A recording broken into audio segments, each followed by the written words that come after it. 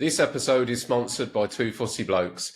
Two Fussy Blokes supply a range of top quality brushes, rollers, mini rollers, and they all deliver excellent paint pickup and release for a superior finish. They now also stock their own range of interior and exterior fillers. The Talking Tradesman podcast would like to offer our sincere thanks to Two Fussy Blokes for supporting the podcast and helping to spread mental health awareness in the construction industry.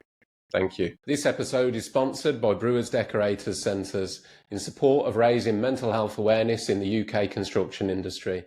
Brewers Decorators Centres have over 200 stores nationwide and offer free next day delivery on all the best brands such as Albany, Benjamin Moore, Dulux, Graco, Mercer, Johnson's, Zinza and Thermogard.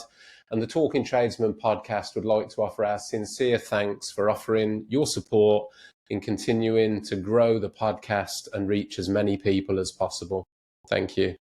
On to the episode. Hello and welcome to the latest episode of the Talking Tradesman. Today in the studio, possibly with the record for the longest distance travelled so far, is Will from Blackburn Professional Decorators.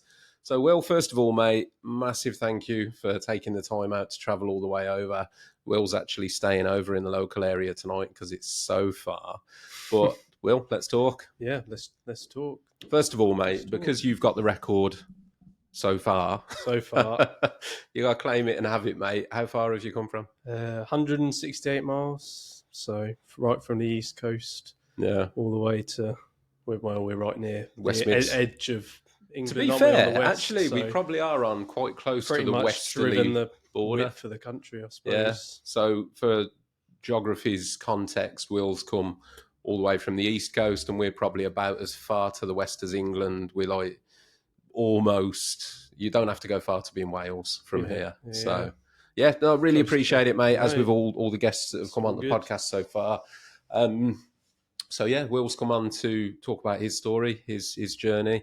And as with any story, it has a beginning. So we'll take it back, mate, and find out a little bit about you, if that's all right. Yeah. So I suppose first few years of my life was in a seaside town in Suffolk, and then moved to a more of a middle class sort of town. So I grew up in a nice place, good, parents still together, good family, all cool. Of that. So good base really, which is probably why I've got my life's gone the way it has rather than the other ways it could have, is because of that.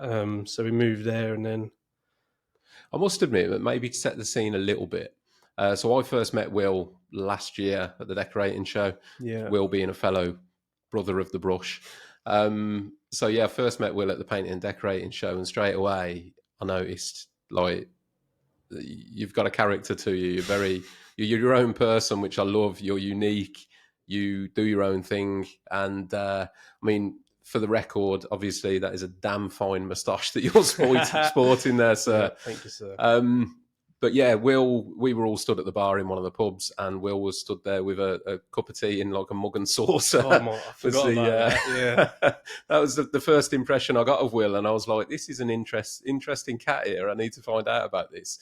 But we'll get into all of that. But to pull it back again then, mate. So how was the school days for you? Yeah, so that when we moved to the more middle class place and started at primary school there, and the first year was decent, had a good head teacher, and I think he actually said to my parents about disclaimer, by the way, everyone, I've got ADHD, and so when I first went to that school, that head teacher sort of said, or maybe to my parents, maybe you should get him tested.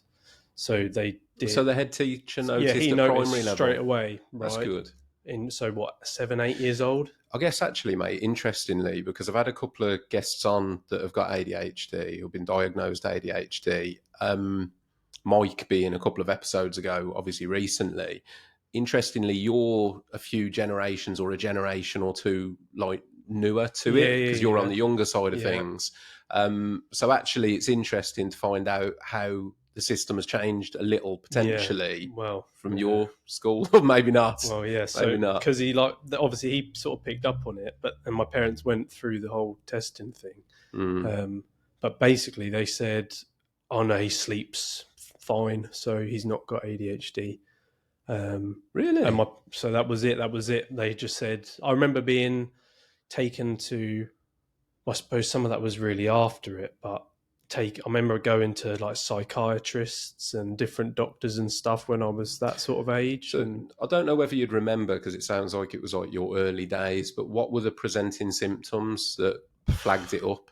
Did your parents ever say, "Oh, you did this," or I've you just did that? always been a handful, I suppose, and just been typical ADHD, but then also because there's the autism thrown in with Asperger's, like there's all different things. I mean, to be honest, from all of that age, I can't really remember a lot until I'm like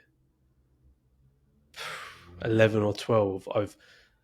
I probably need to, like, if I went to therapy and stuff, I'd probably uncover loads of things. But the only things I can remember are bad memories. Like, I had a good life, my parents were good at everything, but I can only really remember bad things because, like I say, after that, they sort of said, "Oh no, he's not got it." My parents, they didn't know, so they were like, "Oh, okay, we'll just trust the doctors." Yeah. And then that head teacher left, and a new head teacher came, and he basically, I mean, it'd probably be classed as abuse now. He wouldn't get away with the way he sort of bullied me, I suppose. He was bullying a 9-year-old kid. Really? And I used to I got in trouble loads of times. I couldn't tell you one of the things I really did wrong because I don't really understand. When you say he was bullying you, what was just it sort of like? Just singling me out. Like I say, I can't really remember what stuff I did wrong. And at like one point, like if I ever did anything wrong, my parents would be on me. Like like you tell me off. Like it's not like they just let me have free run. And I remember, like in year 5, I think it was, I got suspended from primary school. Oh, wow. And I remember, I can't even tell you why, but my parents weren't even annoyed at me at all, and so they didn't agree with it either. But like it would be just things like I suppose like ADHD things, like just being. Honestly, I can't even really remember, but all I remember is the way he used to treat me. I used to spend hours stood outside his office faced against the wall. I used to have to stand against the wall, facing the wall for like 2 hours or whatever. And with ADHD as well, I'm imagining that was brutal. Yeah, and then be like, he'd make me. I remember one time, it wasn't just one time though, I was made to be the very last person to go and collect their lunch at lunchtime. And then I had to sit on the floor in his office and eat it off this like low table, while I sat on the floor and ate it in his office. And I was vegetarian at the time, and all there was left was like tuna pasta bake. Yeah. And so I had to have that, and I ate that. And I remember I was like ill for a couple of days after. Well, that sounds horrendous. Yeah, honestly, you wouldn't get away with it now. No, you wouldn't. You wouldn't. And yeah, I mean, that by the sounds of it, that's not. How old are you? 25. So it's not. So that 18 years ago. I guess when you put it that way, 18. Well, yeah. Maybe not that many, because obviously, so I was about 9 or 10, so 15, 16 years ago, I suppose. One of those things, mate. It makes me feel so old now. You know, like hearing that, like, because I look at you, was obviously being mid-20s and me approaching 40, and I think, yeah, he was at school not long ago, but in reality, it was long ago, and I was at school a lot longer ago. I'm not really 25 though. I think anyone who knows me, Will's reincarnated. I'm about 70, really. Definitely an old spirit. We'll get on to the reasons for that comment. But so that was what, 11, 12-ish? Yes, well, so year 4, 5, and 6, like going through all of that, like 8, 9, 10, and I guess you're 11 in year 6 as well. Just getting in trouble all the time, and I guess the reason I don't really know why is because to me, I wasn't doing anything wrong. I suppose it's just behaviors. And then I was just getting punished. So it's just building up that sort of self-image of I'm a naughty kid. Yeah. And like with ADHD, you just act on impulse. You don't think. So I suppose maybe that would be a good point to say about like what ADHD is basically, like on the scientific level, rather than just sure, mate. because it gives it better understanding. And so basically, it's all to do with there's like 3 parts of your prefrontal cortex in your brain, the front part of your brain, that are to do with like controlling impulse, controlling focus and attention, and all of this. And all of this, the analogy I heard for it is like these 3 parts are like a 3-piece band, and the conductor is dopamine. So this whole system is controlled by dopamine, and because there's an issue with the dopamine, this 3-piece band, it's like they're not synchronized properly. So they're all playing the tune that they're supposed to, but it's not at the right times. And so when there's supposed to be like a gap in the music,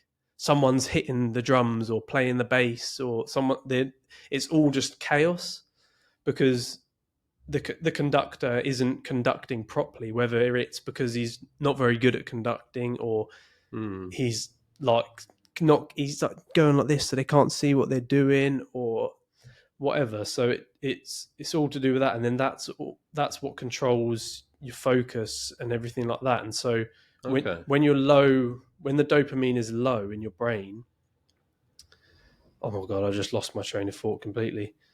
That's ADHD. Just gone. Just mate. Gone. Perfect, and it's oh my goodness, what was I saying? It's when the dopamine's low. Yeah, so it like the wrong neurons are firing. Yeah. And so it's like you said, there's like 2 bits that are like a seesaw, and obviously for a seesaw, one's up, one's down. So they're supposed to be anti-synchronized, if that makes sense, so that they're going up and down. But they're so synchronized, these things, that it doesn't do anything. So that's why you can't focus. And then all of that is linked with like impulsivity as well. So just doing things without thinking about it, like that's a big part of it, and that all ties into there. I mean, this is like for anyone, this is like a dumbed down version because I'm not nearly as smart as the neuroscientists that explain this. It's interesting, Will, because I've said before, like doing these podcasts, it's great for me because I'm learning with every guest. Yeah. And I don't know loads. I'm aware of what ADHD is in terms of its labels and some of the symptoms and the presenting factors, but I know nothing about the science, mate. Yeah. And I would assume there's probably a few people out there that do, but the majority of the listeners are probably like me, that, let's be honest, if it doesn't affect you, if you haven't got it, you don't look beyond the surface. Yeah, so it's interesting to hear like a bit of the science behind it. Basically, it's just all to do with dopamine, and that's why all the medications that are used for ADHD are like dopaminergic stuff. Okay. That's why it's like regulate your dopamine. Yeah, so that's why they're basically like a few molecules different from methamphetamines, like literal street meth. It's pretty much the same thing as that and as cocaine. It's very, very similar. Okay. And so that an interesting thing to that is like why. I mean, I've always known that with ADHD, there's a very strong correlation with addictions. Okay. You're much more likely to suffer with an addiction if you have ADHD. Right. And so part of this could be is because people, without even realizing, they're trying to self-medicate. So because your mind is craving dopamine because it needs the dopamine to focus and to be able to function properly. So that's why people might have loads of coffees, caffeine, smoke cigarettes, because of the nicotine increases your dopamine flow. But then things like cocaine, methamphetamine. So in essence, all of people these are trying to balance. Yeah, without even realizing. So like there's parts of my life which we'll probably get onto where I was doing stuff like that all the time. Yeah. And when you look back at it and you think like that is why, like it's like you're not conscious of it, but your mind is craving it. And the same with, you think like any sort of addiction like that, whether it's like gambling as well, like you're getting that that dopamine hit. That's why you get addicted to it, because it's that thrill, that rush. That's dopamine being released into your brain. I think there's so many links to like neurodiversity and various increases in risk and chances. I don't know whether it's because I'm now doing these podcasts, I'm surrounding myself in this knowledge, so I'm hearing it more. Yeah. But a couple of previous guests, so Mark Williams, who is a specialist in male postnatal depression and birth trauma, and he was saying that there's a correlation between neurodiversity and male postnatal depression. Right. He himself is diagnosed ADHD. He received the diagnosis when I believe he was early 40s. And Diane Porterfield, born completely different subject, but again, a correlation between neurodiversity and people that suffer with depression in the menopause. So there's all these sort of like, I guess, life factors or risks that it seems to be that there's a correlation between neurodivergent people and the risk being increased. Yeah, I suppose it's probably because they have, like, neurodivergency is affected by like the dopamine system in your brain and the serotonin system in your brain. And so dopamine's mainly for the focus and attention, things like that. But your serotonin system is what is the reason for things like depression and bipolar and stuff like that, which is why you get prescribed SSRIs, which are selective serotonin reuptake inhibitors. Mate, I tell you what, after this episode, I'm signing you up to be the podcast's resident expert on these things, Will, because you're hitting me with some knowledge here, mate. I love it. So that's why they affect they help your mind get the serotonin. That's why they're antidepressants, because you're not getting enough serotonin to the right places, or your mind's not releasing enough. So I guess to dumb it, the idiot's guide, if the balance is off prior to any of these other life events, you're automatically at a massive disadvantage, aren't you? Yeah. So I'm assuming, this comes into then the importance of the diagnosis, that it's important to recognise and diagnose people with ADHD and other neurodivergencies, so you can get that help and support to give yourself that like base level balance before anything else. Because let's be honest, mate, life is fucking hard. And whoever you are out there, you're going to go through some shit. You're going to go through bereavement and all the struggles of life that it throws at the average person who's not neurodivergent. And I guess that diagnosis and the medication and the balancing just puts you on a better sort of like chance of negotiating life's adversities. Sure. If you understand it, that's the biggest thing for me, is since I got diagnosed, is understanding it. Out of interest on that, mate, because you do seem very educated, and I know that you like to look into things. When you did, I know I'm jumping a load of steps forwards here. When you got diagnosed, did anyone explain that to you, or have you had to do all the research yourself? I've done it all myself. This is one of the things that annoys me about it, really, is I went through, so it was probably about 5 years ago or so. And so I went to quite a few meetings with psychiatrists and stuff like that, and had to take all of my school reports. I had to go with my mum and sorry, mate, I'm just going to jump in a second with the info. Yeah. What age were you when you were diagnosed? So around 20, I think, then. So I had to go through all of that, and then eventually they just go, we think you have. And then basically they just, here's some pills, off you go. That was it.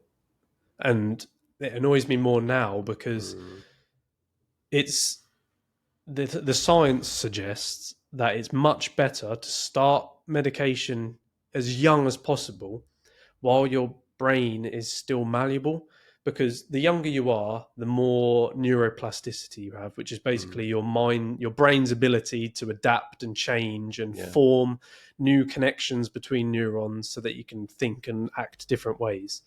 And when you get to about 25, that's when your neuroplasticity sort of stops. It's much harder to change how you think and how you act at that stage. And so they're supposed to prescribe you the drugs and then give you behavioral therapy kind of thing to change. So basically you take the medication and then you learn how to focus, you learn how to not act on impulse, all of this. And then because your brain is still malleable, you form these new connections. So then if you don't have the medication, they're still there. You're learning to do it, if that makes sense. So they're meant to do that as young as possible. Yeah. Combine those two things. Yeah, and then eventually you shouldn't need to take the medication. Oh, really? Whereas they just gave me the meds and said, off you go. And then I've only now recently come across all of this information, and it's almost like it's kind of too late. Yeah, if you'd have known at diagnosis point, you could be in a better position now. Yeah, because I don't want to take them forever. I mean, I don't like taking them now. They're horrible, horrible drugs, but I literally can't work without them. It's interesting because you and Mike have come in quite close together. Yeah, I've had a conversation with him, and I think he's fresher on the journey than you. So I think he was only diagnosed maybe 18 months ago. Right. Yeah. And listening to his opinion on the medication as well. Yeah, it's just interesting, mate. I mean, again, I'll let you know, but he said that he had two versions. One, that the medication had been utterly life-changing in a positive way for him because it allowed him to function. Yeah. But at the same time, he struggled with sort of relearning his identity. I might be butchering the sort of circumstance there, but he felt, and I hope I'm doing him justice in what he said, but he felt that the medication had almost not made him a new, but made him a different person. He was still the same person, but it had changed his thought pattern. Yeah. And he then had to re-identify himself. Right. And he found that very difficult. Probably because he's a lot later in life. If you think what you were like at 20, does anyone at 20 really know who they are? Christ, mate, no. Like you're just lost at that stage. My life was chaos. I was chaos. Like it was all over the place. So that kind of helped settle all of that down. Like really, but which is probably that's probably why he sees it differently to I. Just out of interest, one thing he did bring up, I don't know whether it's the same medication or not. He said that he's currently really struggling to get hold of the medication. Yeah, it's a joke. Are you suffering the same thing? Yeah. So before the end of last year, just couldn't get any. Just I ran out, and couldn't get any. Right, and so my missus is just an absolute legend, right? And she sat there at work, and she rang. I'm not even exaggerating, about 50 different pharmacies. She found every pharmacy that was within like an hour of where we were and rang all of them to see, have you got any? Can you get hold of any? And so even in October last year, we struggled, and she managed to find somewhere that had half a pot, managed to get that half to see me through. But then like the pharmacy didn't tell me they couldn't get any. So I went to go pick it up, and they were like, oh, we haven't got any. And so I was so lucky, really, that I only had like a couple of days left of work because I can't work without it. Really? But so over the whole Christmas time for like 2.5 weeks, I didn't have any. And I try not to take it when I'm not at work anyway, because it's just not good for you. It's not good for your body. But you're also not supposed to stop cold turkey because it's dangerous, and it exacerbates all of your symptoms. Yeah. Because you like I've been taking it. I don't take it at weekends, and I don't take it when I'm on holiday. But apart from that, I've been taking it every day for 5 years. Okay. So my body's kind of, you stop taking it, and it's like, whoa, what am I supposed to do? Like, yeah, it's like withdrawals, I suppose, but it just makes all of your symptoms worse. And yet they just gone because there's so many people getting diagnosed. That's these what days. Mike said, yeah. And the thing is, a lot of it, there was a panorama about it actually, but there's loads of other stuff being investigated about it, and it's basically these private clinics giving anyone a diagnosis. Let's pause there to say a big thank you to this episode's sponsors, HB42. HB42 are a brand of high-performing building and decorating products. For example, its highly acclaimed cork with 12.5% flexibility, or its 2-part wood filler that's styrene-free and safer to use. HB42 are a family business that's over 170 years old, with siblings Charlie and Scarlett Banks currently at the helm of the business. With family values at the core of HB42, they care about giving tradespeople the right products to get the job done right the first time. HB42's range of products can be found at most Crown decorating centres, Paintwell and independent merchants. Get in touch at hb42.co.uk or Instagram for more details. Back to the episode. And so you've got that combined with all these TikToks telling people, oh, if you have these 4 things, you've got ADHD. Yeah. And so people go, I've got ADHD, and it's people that are like lost and feel like, that could be my identity. I must have ADHD. And then there's like a 3-year waiting list for the NHS now. So they go private. I could go private. And you can get a diagnosis within a 45-minute Zoom call and a 5-minute questionnaire. I had to do like 3 questionnaires, I think. I had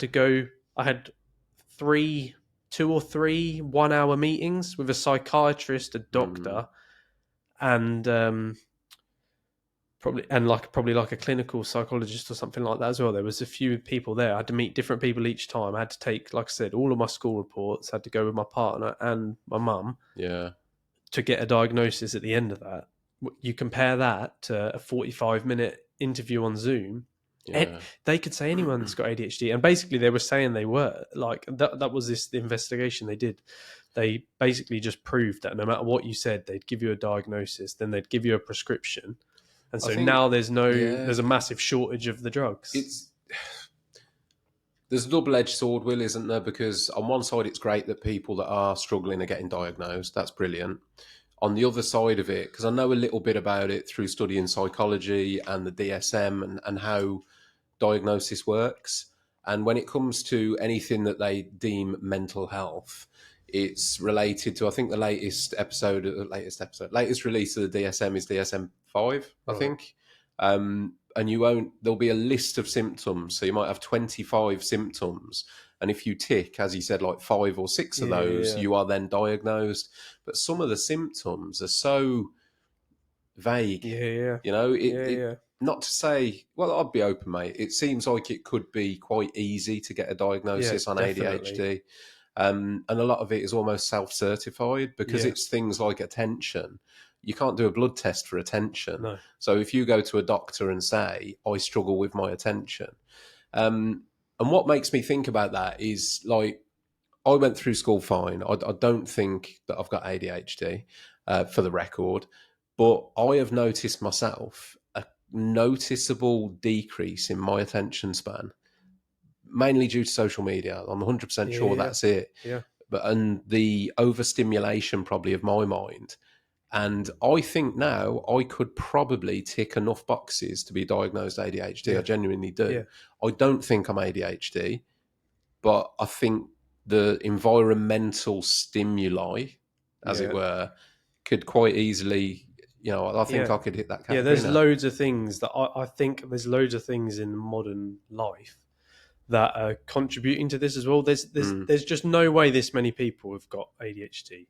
I think the environments we're spending all our time in, like phones, it's 1,000 things trying to grab your attention, and everyone's attention span is now fried because they've only got to pay attention for a little bit of 3 time. seconds, mate. Yeah, it's social media algorithms. You've got 3 seconds to get somebody's attention. So that's a factor. Then you've got the diets, which is obviously something I'm quite big on. Mate, I'm scared to talk to you about that because my nutrition is fucking awful. I'm hands up. I've done something about that, but it is awful.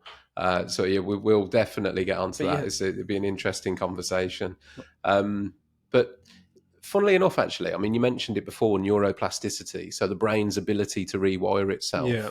You think that's interesting then when you bring into play social media and the way that we're almost training our brains and the attention span. Yeah.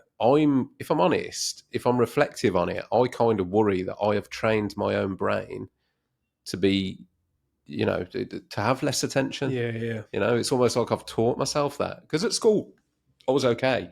I was never. I was always middle ground, mate. You know, I was never the naughty kid. I was never the well-behaved kid. I kept myself in the middle, did well, but I didn't struggle to pay attention to things. If I wanted to, I did. I was just selective. Yeah. So, yeah, I genuinely don't think that I have ADHD, although maybe I've trained myself to have it now. So, yeah, it's There's an been interesting studies topic. done on it as well. I mean, I can't. There was one I was hearing about the other day. I can't remember it off the top of my head, but there's studies been done. If people are interested to look up, where they basically shown that people's adults' use of phones and stuff is creating attention problems, issues that can then seem like ADHD. Yeah, Like if you've got ADHD, like it's not just like attention yeah. and stuff like that. Like there's so much. It can be crippling. Like it really is. Like my life was a complete mess before. Well, on that, mate, we'll pull it back. Obviously, you've done a great job explaining ADHD there and the science of it and that, and you know, there's some real value in that. We'll pull back to you, and back to. So, how was secondary school for you? Because you've said about the issues at the first school Yeah. stage. How was like secondary and exams and all that kind of situation? Suppose it was a little bit. It was probably better than primary school, I'd say, but it's still. Okay. But only because like that teacher just sort of made it hell, really. Yeah. Do you want to slate him now and throw a name out there, Will? Nah, he's all right. I'll let him get on with Name and what shame, he's mate. doing. We're allowed to do that. Nah, he's just he doesn't even deserve the time of day. Yeah, Not getting any time.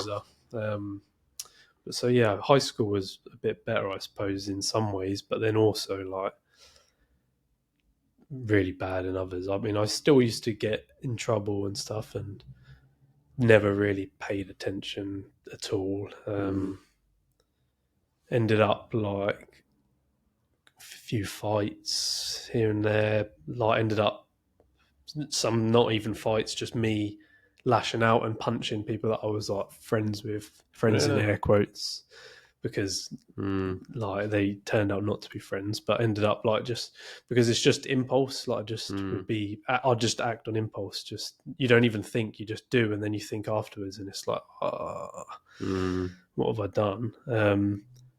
But so yeah, it was just like never paid attention. I used to get sent out all the time, like loads of lessons. I also never I used to get in trouble because I used to if I felt like a teacher was talking down to me, I wouldn't have it, and I'd stand up for myself. And they did, obviously you're not supposed to do that, and they don't like that. But it wasn't that bad. Like I suppose just had fun a lot of the time, but it's just obviously bad things mixed in. But like I remember, like a lot of the people I was friends with, like their parents didn't really like them hanging around with me and stuff, and I was kind of aware of that. That always sort of got to me, which that I suppose is like reinforcing the stuff that was put into me younger, like from being told off. Yeah. Which makes me think of this. I was thinking about this the other week, and I was telling my missus about it. Just this one time I went down back in primary school, and I went down to the office to ask for something. Went up to the office, and my year 5 teacher was in there, and she just looked at me and she just went, "Oh, what have you done now?" and I just went to ask for something for the class. Yeah. And I like sort of like your heart sinks. It's like, oh, like that's what they think of me. That's all they think of me.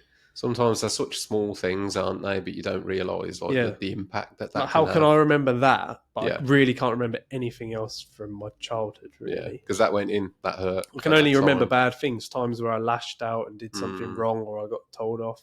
Even though I know there's loads of happy times between those, but those are all I can really remember.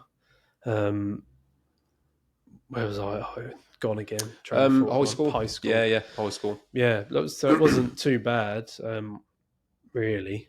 All in all, I mean, I wouldn't change anything that's happened, really. How did you get on when it came to like final exams and that? And where did all right.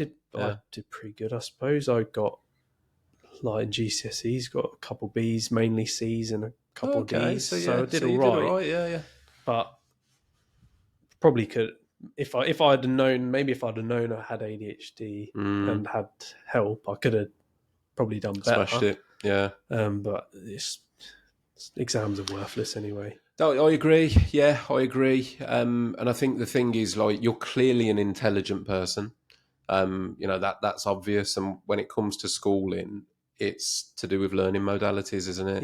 Yeah. Like some people learn well visually, some people learn well audio, some people learn well practically. And if, particularly somebody who has ADHD, I would imagine sat behind a desk with a textbook is the absolute worst. There's I think it's I think it was a quote from Einstein actually, and he said, like, you wouldn't judge a goldfish on its ability to climb a tree. Love that.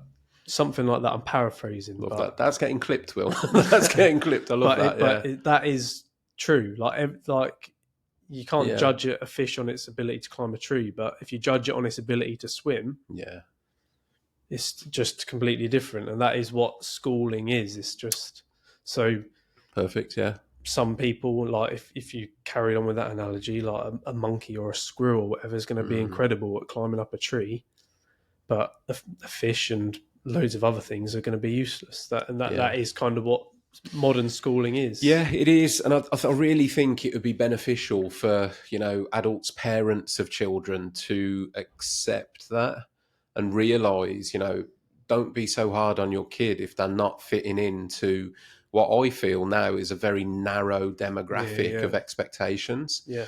If your child is exceptional at something outside of that narrow demographic that the education system want, then just encourage that. Yeah. Because it doesn't matter how hard you try and make that goldfish climb a tree, it's never going to do it. Yeah. It's just not cut out. And if your learning modality does not agree with the education system, it doesn't matter how hard you push, a square peg into a round hole, it can't go in. Yeah.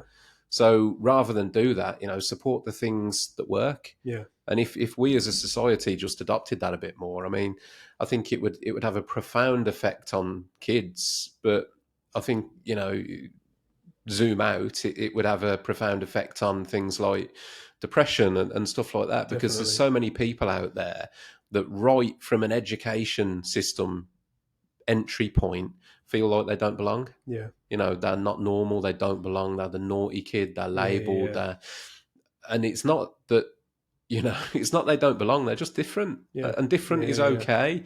You can find your tribe within different. And that's where a lot of people end up in the trades. Yeah. I've spoken to so many people, and quite a lot of people in the trades will identify with ADHD traits, OCD traits. Yeah. And a lot of us, I guess, that end up in the trades are the ones that weren't built for education. Yeah, definitely. And that's great. I'm grateful to my parents for that, because they always just said, do your best. They were like, we don't care how you do your best and just do something that makes you happy. There was never no pressure, like, even if I was, like, obviously they want me to do well, but it was just do my best and do what makes me happy. There was never no pressure, which I think helped a lot from that point. That's really good, mate. Yeah, which is like really I was saying earlier. Like, if I didn't have that good base, I could see how my life could have gone a complete other way. By the sounds of what you told me pre-recording, you've touched on, you said your life was chaos at one point. It started to go that way. Yeah. So do you want to? Let's go to that. Going through high school, and then this one will be the story. There's some good clickbait in here for you. Come on, then, you've said it. So we finished. So end of school, end of year 11, finished GCSE exams, everything, and we booked. Me and my friends at the time booked tickets to go to Latitude Music Festival, because it's just up the road from us in Suffolk, about 40 minutes drive. Set the scene, mate. So, believe it or not, mate, a confession to make at this point, I've never been to a festival. So, yeah, no, don't judge me, mate. It's on my bucket list. I'd say you've missed out, but I don't know. Maybe not after this. What sort of music festival is it, though? So Latitude is more of a... I don't know, it's more of like an alternative music scene, like indie music scene. There's a lot of Okay. like, it's not like a Glastonbury kind of thing. It's nowhere near that big, of course, but A bit more it's focused on yeah. the There's genre. like local artists, and Okay. there's comedy tents, and there's like yeah, it's more like indie alternative stuff like that. So Okay. yeah, so we all booked tickets to go to there, like quite a few of us. And we was having like a good time in that first few days. And then there was one night, and there was like rumors of like a secret show being on right in this woods bit. So I ran there, literally ditched everyone, just went on my own, yeah, and ran there. And it turned out to be Ed Sheeran was doing so this was 9 years ago, and Ed Sheeran was doing like a secret show there, and they were only letting in like the first 300 people. And so I managed to get in, and so I was literally so close, like watching him. He's just playing his guitar, singing, like really cool sort of thing. No way.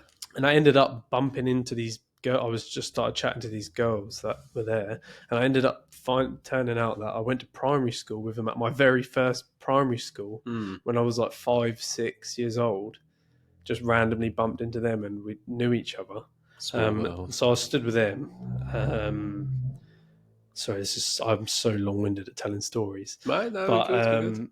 so I stood with them, and then these guys like stood in front of us. They were a bit older than I was at the time, and the girls couldn't see. So then the boys, like, they were being lads, and they were like, "Oh, just get on my shoulders, get on my shoulders." So these girls got on their shoulders, and they gave me. He was like, "Oh, can you hold this?" Gave me his beer to hold. And they ended up like disappearing, and I still had this beer in my hand, and I was like 16, so I was like, God, like lovely. I can't buy one of these here, so I was like, cool, I'll have this beer. And then turned out like there was some magic dust, shall we say, in this drink. It has like I wasn't 100% sure at the time, but after prior experiences years later, I can confirm there was some magic dust in there of some description. And I ended up just like, I think I ran around the whole festival like 3 times in the night. Like, festivals are huge. Just don't even know. I don't really remember. And then just ended up like coming back the next morning when it was light, and all my friends were like sat around, and they were like, "Where have you been?" No idea. Went on a magical no mystery idea tour. where I've been. Couldn't tell you. And so then, yeah. So this is where it gets a little bit interesting. So then we was back at the camp or whatever.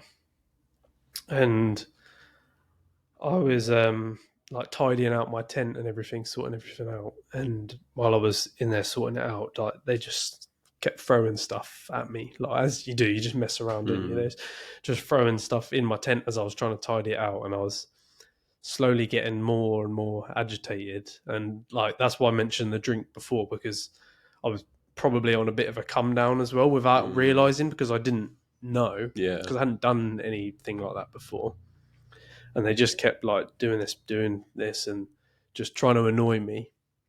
This is your mates? Yeah, mates in air quotes. And then, I mean, like, it's probably a little bit blurry memory of it, I suppose. But then one of them, not sure which one to this day, still don't know, poked me in the back with like the leg from like a camping chair. And I remember I just grabbed it, and I just turned around, and I just went to one of them, and I just started smacking the shit out of him with it.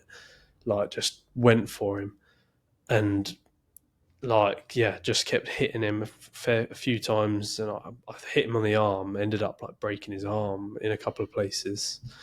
And then I threw this thing away, and then it was like that moment, bang, then the impulse goes, and then it's fuck. What have I just fucking done? So I just started packing my stuff away, and I was going to go. I knew someone else that was staying there, not from my school or whatever. So I was going to go stay with him. Then these older boys come over, and they were like, "Who's thrown this?" with the thing in their hand. And all of them just pointed to me when it was him, obviously, because it was me. Yeah.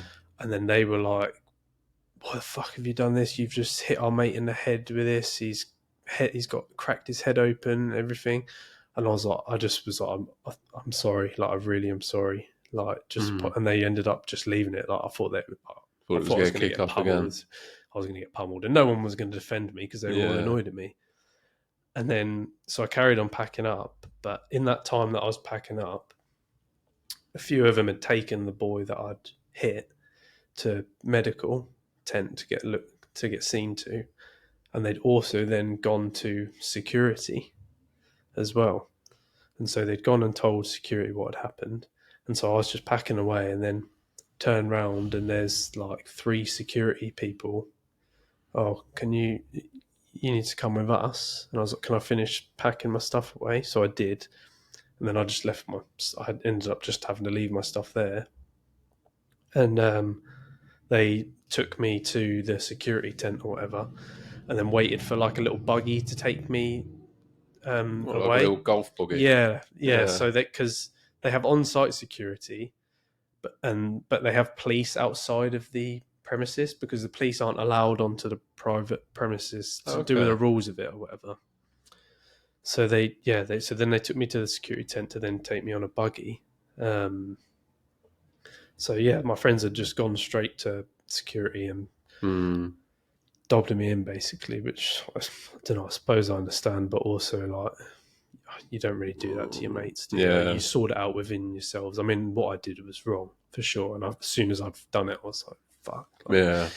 you know what you've done wrong, and then we're in the buggy going to off-site to the police. I'm not really told many people about this, to be fair. But then there was this one security guard, and like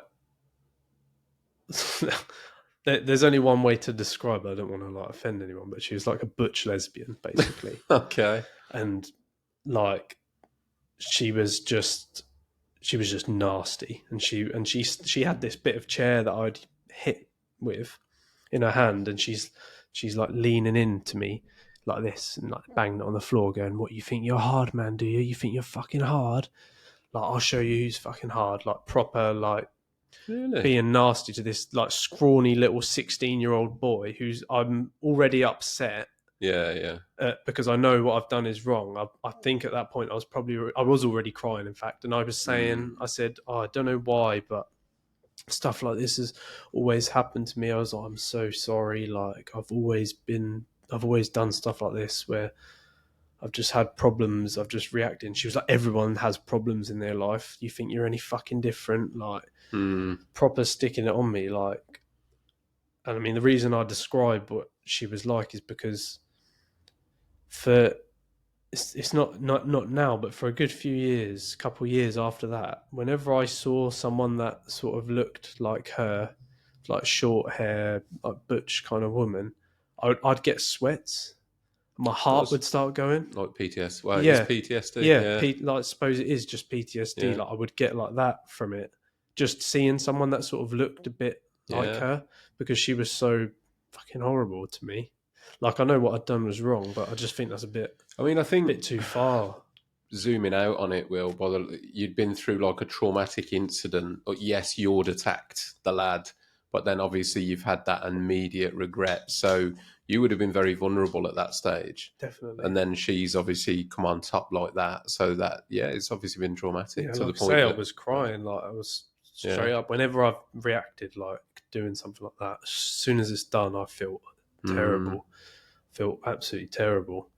I mean, slightly aside from the story, but like I used to have dreams all the time, like recurring dreams of doing something wrong and going to prison. Yeah. And just like I'd wake up, I'd be soaked with sweat and I'd feel sick. I'd literally feel physically sick because of the thought of having done something so wrong and like completely regretting it. So it's always been like that. Like, and then so back to that, they took me to like the police have like this set up area of the thing, and they hand me over to them, and she's sort of like still being nasty, like almost like shoving me to them and going, "Here you fucking go." And the police were great with me, to be fair. Like I didn't give them any trouble, so they didn't give me any trouble. They were really nice to me. I remember they were sorting me out or whatever, and then they were deciding what to do with me because they had to take me to somewhere. So they were deciding whether to take me to one station or another. And so one was like an extra 45 minutes away from where I live, and one was right near where I live. But they couldn't take me to the one near where I live because it was full. I think the custody was full. Yeah. So they had to take me to the one that was another 45 minutes away in Great Yarmouth, which is just up the east coast, if some people will know where that is. I'm sure I've been there, Yeah, it's like a holiday seaside resort long place. time ago, Yeah, so they had to take me there. And I remember, like, when I was getting onto the police thing, there was a couple of my friends that were there.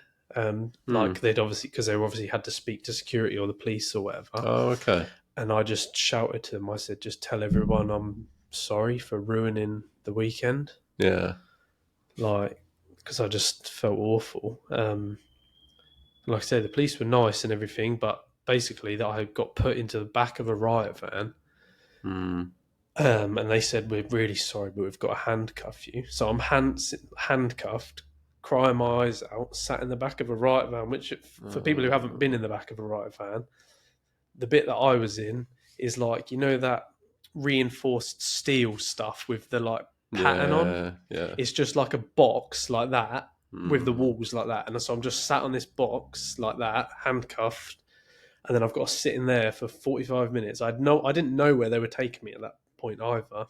Just sat in there bumping around, smashing around, like crying, thinking, what the fuck is this? How the fuck have I ended up here?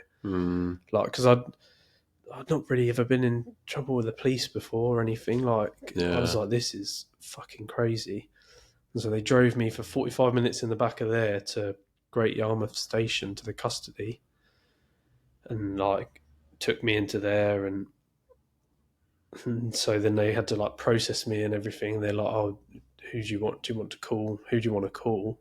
So I got them to call my mum, and then like put me into a cell. But I had to give them my trousers because they had like a drawstring cord in.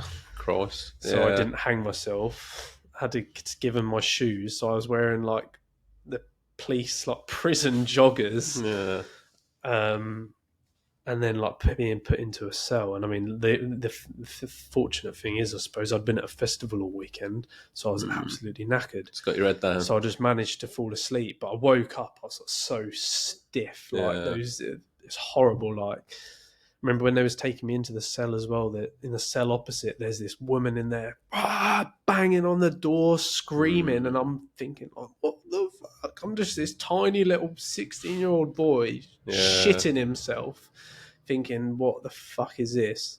And then spent like, I think it was like 5 or 6 hours in there because they had to wait for a solicitor to be able to come. But so then my mum had to drive up, which was like over an hour and a half probably from where mine was. And she came up with her friend who had worked a lot with like troubled kids. So she had experience of dealing with the police. So she came to be my appropriate adult, they call it. So when you're not old enough, you have to have someone who can speak on your behalf, if you know what I mean, to check that they're not doing anything they shouldn't do. So I had to do that, and like had like mugshot taken, like fingerprints done, everything. Just had to sit and have the police interview for however long that was. Did the lad press charges? He didn't press charges. Okay. Did the CPS press charges? No one pressed. All I had to do in the end, like, I'd be forever grateful to him, I suppose, for this. Really, is all I had to do was I had to write a full apology to him. Okay. And I had to have this guy come to my house every 2 weeks for 2 months. It was like this scheme to stop young offenders reoffending. Okay. And that was it. But because this was right at the start of summer, and so obviously that I got released or whatever. But the other thing about it was, like, obviously my stuff was still there at the festival. So my dad, while my mum drove up to come and get me, my dad went to the festival to try and get my bags. Yeah. And my bag was there, but there was nothing in my bag. because my bag had been emptied. Yeah. They'd stolen some stuff and set fire to the rest of it. And then the stuff they had left, they just filled with like crushed Weetabix. Yeah. So my bag was just full of like wheat crumb. Yeah. And then like got home, and then I remember, yeah. So I had to spend the whole of summer on bail while it was all sorted, hanging over your head. And so one of the conditions of the bail was I can't speak to or go near this boy. Yeah. So I couldn't go anywhere, because if I saw him, they could say he's Yeah. and then I would be Being a you shit. go in custody, don't you, until the end of your bail, because you've breached your conditions of bail. Conditions, yeah. So what's supposed to be the longest and best summer of your life, as soon as you finished high school, couldn't do anything. And I didn't have really any. I had a few friends that weren't there that turned out to be real, true friends that were still like happy to see me and everything. Like, but for the most part, I couldn't do anything. But I remember as well when we got back from there, and my dad had my bag or whatever, and one of the things that was left in there was some weed paraphernalia, shall we say. And he was like, what is this? What is this? And so he found out I'd been smoking weed, and I remember he like didn't speak to me for like 3 weeks. Really? Must have been at least a couple of weeks. Didn't say a word to me. He was like, obviously just didn't really know how to deal with it, and that was like tough, really. I've not really thought about that for a while, to be fair, that happened, because we're like got such a good relationship now. But it's a tough moment as a parent, that one, mate. It's when I think attitude towards that has changed a lot recently, and I've like having a soon to be 17-year-old son myself. I'm kind of like at that stage. So, like, I've had to make the decision on how I handle that kind of thing. Because I think, let's be honest, mate, in today's day and age, most kids are probably going to try weed. Yeah, let's be honest. sure. It's readily available. It's a lot more understood. It was definitely more of a taboo when I was a kid, and possibly when you were. But that's the choice then, isn't it? You can either, I guess, try and take the hardline parenting of my child will not do drugs and will not drink underage and will not... Or you can kind of accept that actually they'll probably go do it anyway. Kids will be kids. Yeah. So the attitude, rightly or wrongly, that I've took with my lad, I'm quite tolerant. And I've just said, you know, I'd rather know what he was doing. Yeah. So he talks to me openly. And that works for us at the moment. And the attitude that I've got on it, I mean, again, when it comes to things like weed, I'm not. It doesn't bother me. I don't see that in a different category as what I would see alcohol. In fact, that alcohol is probably more damaging. So with that kind of thing, I'm quite open-minded on it. But like I've said to my lad, I'm like, as with anything in life, it's about balance. So if you're doing anything like on a daily basis or abusing any kind of substance, or it's like anything though, Will, isn't it? I mean, I don't know, take fizzy drinks. If you drink fizzy drinks constantly, it's a problem. Yeah. Same as if you were to smoke weed. I'll be honest, mate. If you were to smoke weed once every now and again on a weekend or whatever it might be, I've got no problem with that. I don't think that's an issue. Yeah. If you were to do it every day, it's an issue. Yeah. Just the same as anything else. Yeah, I did. But yeah, I ended up after that. I mean, after that happened, I was like, I'm not doing it again. And then I ended up with I went off to college. All of the people I had gone to that with stayed at sixth form at that school that we were at. And so I ended up like making new friends, completely different group. A transformative event for you then? Yeah, completely like changed. Because I was at the time thinking, do I really want to go to college? Would I rather stay with my friends? And so then I ended up going to college. Not that it lasted very long. I think I lasted 2 months before they said. What did you do in college? So firstly, I went there to do sports and sports science, because I used to do... I was quite into sport. I used to run competitively when I was younger, like to quite, suppose when I look back, quite a decent level. I mean, I wasn't like best in the country, but I was running in national events and stuff and competing for Suffolk and stuff like that. So I was into sport. So I thought, I'll just do sport. Because to be honest, this is a thing as well. Like from my school, it was all about, had a very good reputation, outstanding Ofsted every single time. Some of the highest in the country in respects of pass rates for GCSE and A level. I never knew like the trades. I thought a carpenter was like what Jesus was. I didn't realise, honestly, I had no idea. And we used to take the piss out of people that were going to do bricklaying and stuff. It's like, oh, you're going to go be level 1 BTEC bricklaying. And then you think like all the people who actually went and did that stuff, they're all earning more money than these idiots who went to A levels, university, and probably still ain't got a proper job. Quite often, mate. Yeah. But we just didn't know. They didn't tell us. We had like a careers advisor. She was like, well, what do you like? I was like, oh, I like sport. She was like, well, you could do sports. Fucking brilliant. Thanks for the insight.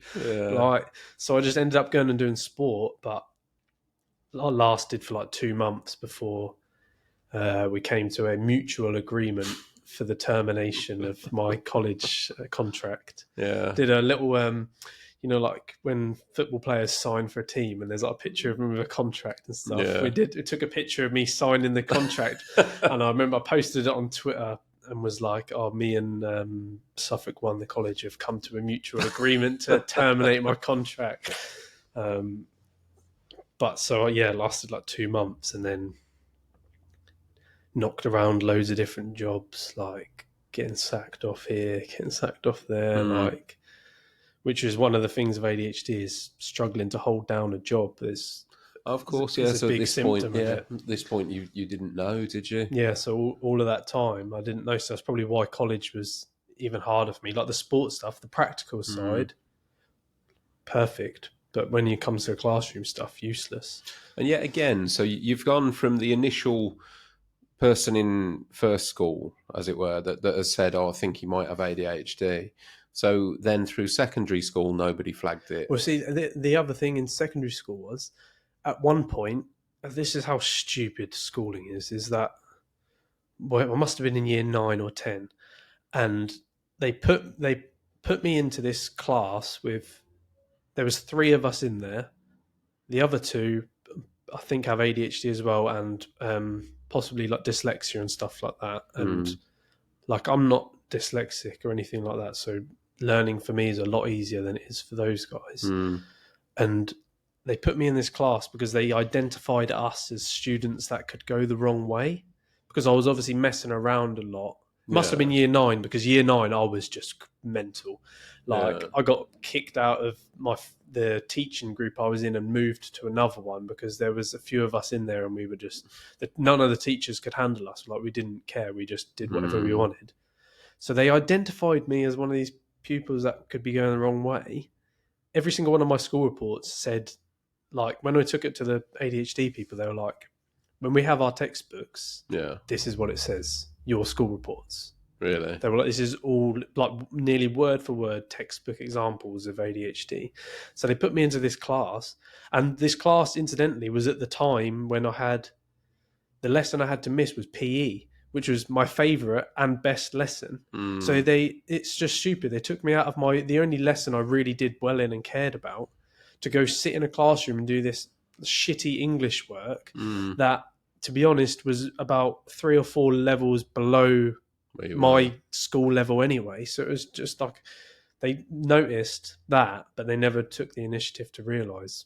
And then I guess as well, combining you with the other lads that were in that position, if anything, you just bounce off each other, don't you? But the thing is, we were all right. There was a really good teacher that we had there.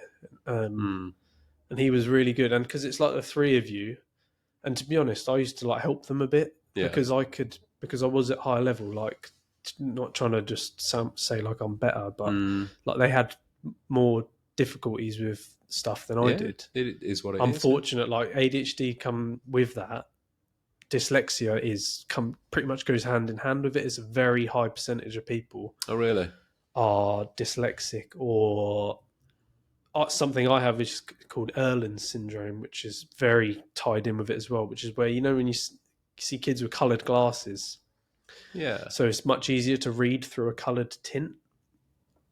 Okay. So that is because it's obviously to do with that part of the brain, I suppose, Yeah. where all of that wiring is to do So with ADHD. your brain picks up the words if they're tinted differently. Yeah, it's weird. Yeah, so like when Okay. I read, it's hard.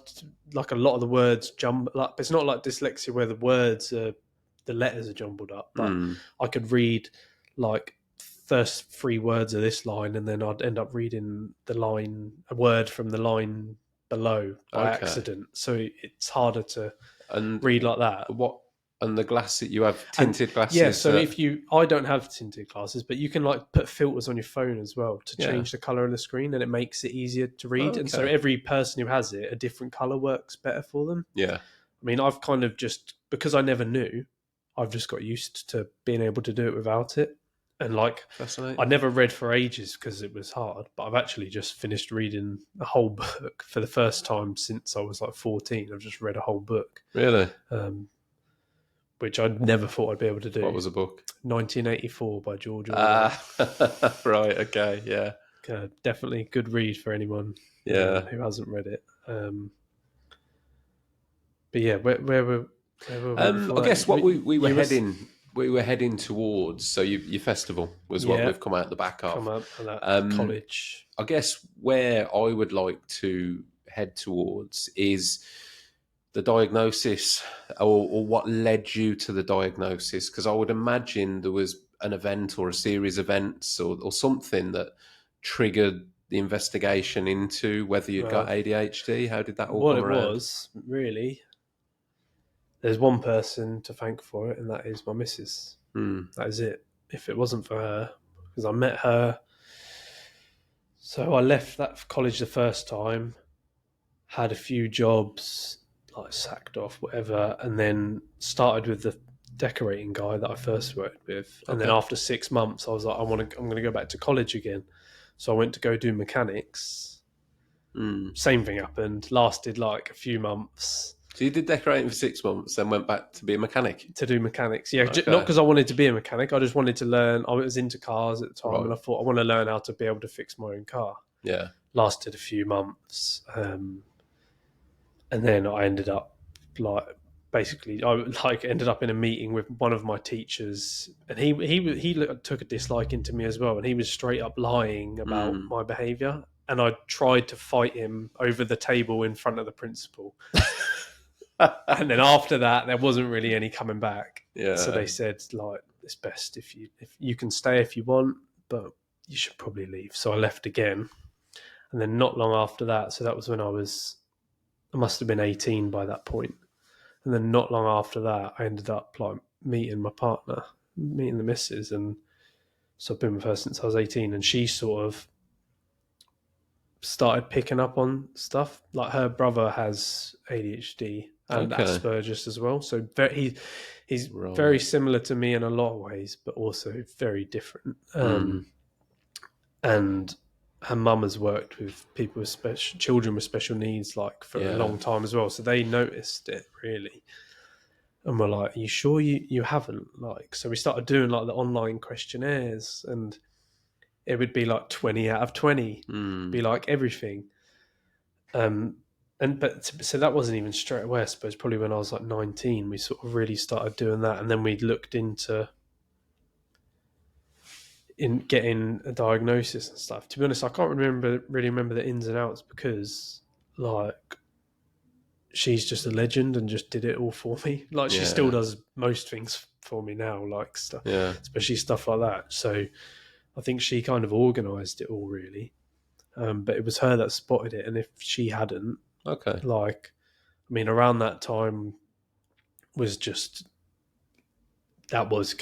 like getting into a lot of fights and stuff, going like doing like drugs every weekend, like even for no reason, just doing MDMA and cocaine, and like I had a great time, but I ruined myself really. And I remember, no, that's what it was actually. I tell a lie. She did notice, right? But what happened first was I was feeling like depressed. And so we went to the doctors. So yeah, this is where it goes. We went to the doctors and we explained what was going on. One meeting with a GP for 20 minutes. And he was like, yeah, sounds like you've got depression. We'll prescribe you these antidepressants. So he gave me antidepressants. Turns out, if you're not actually depressed and you've got ADHD and you take antidepressants, they don't work very well.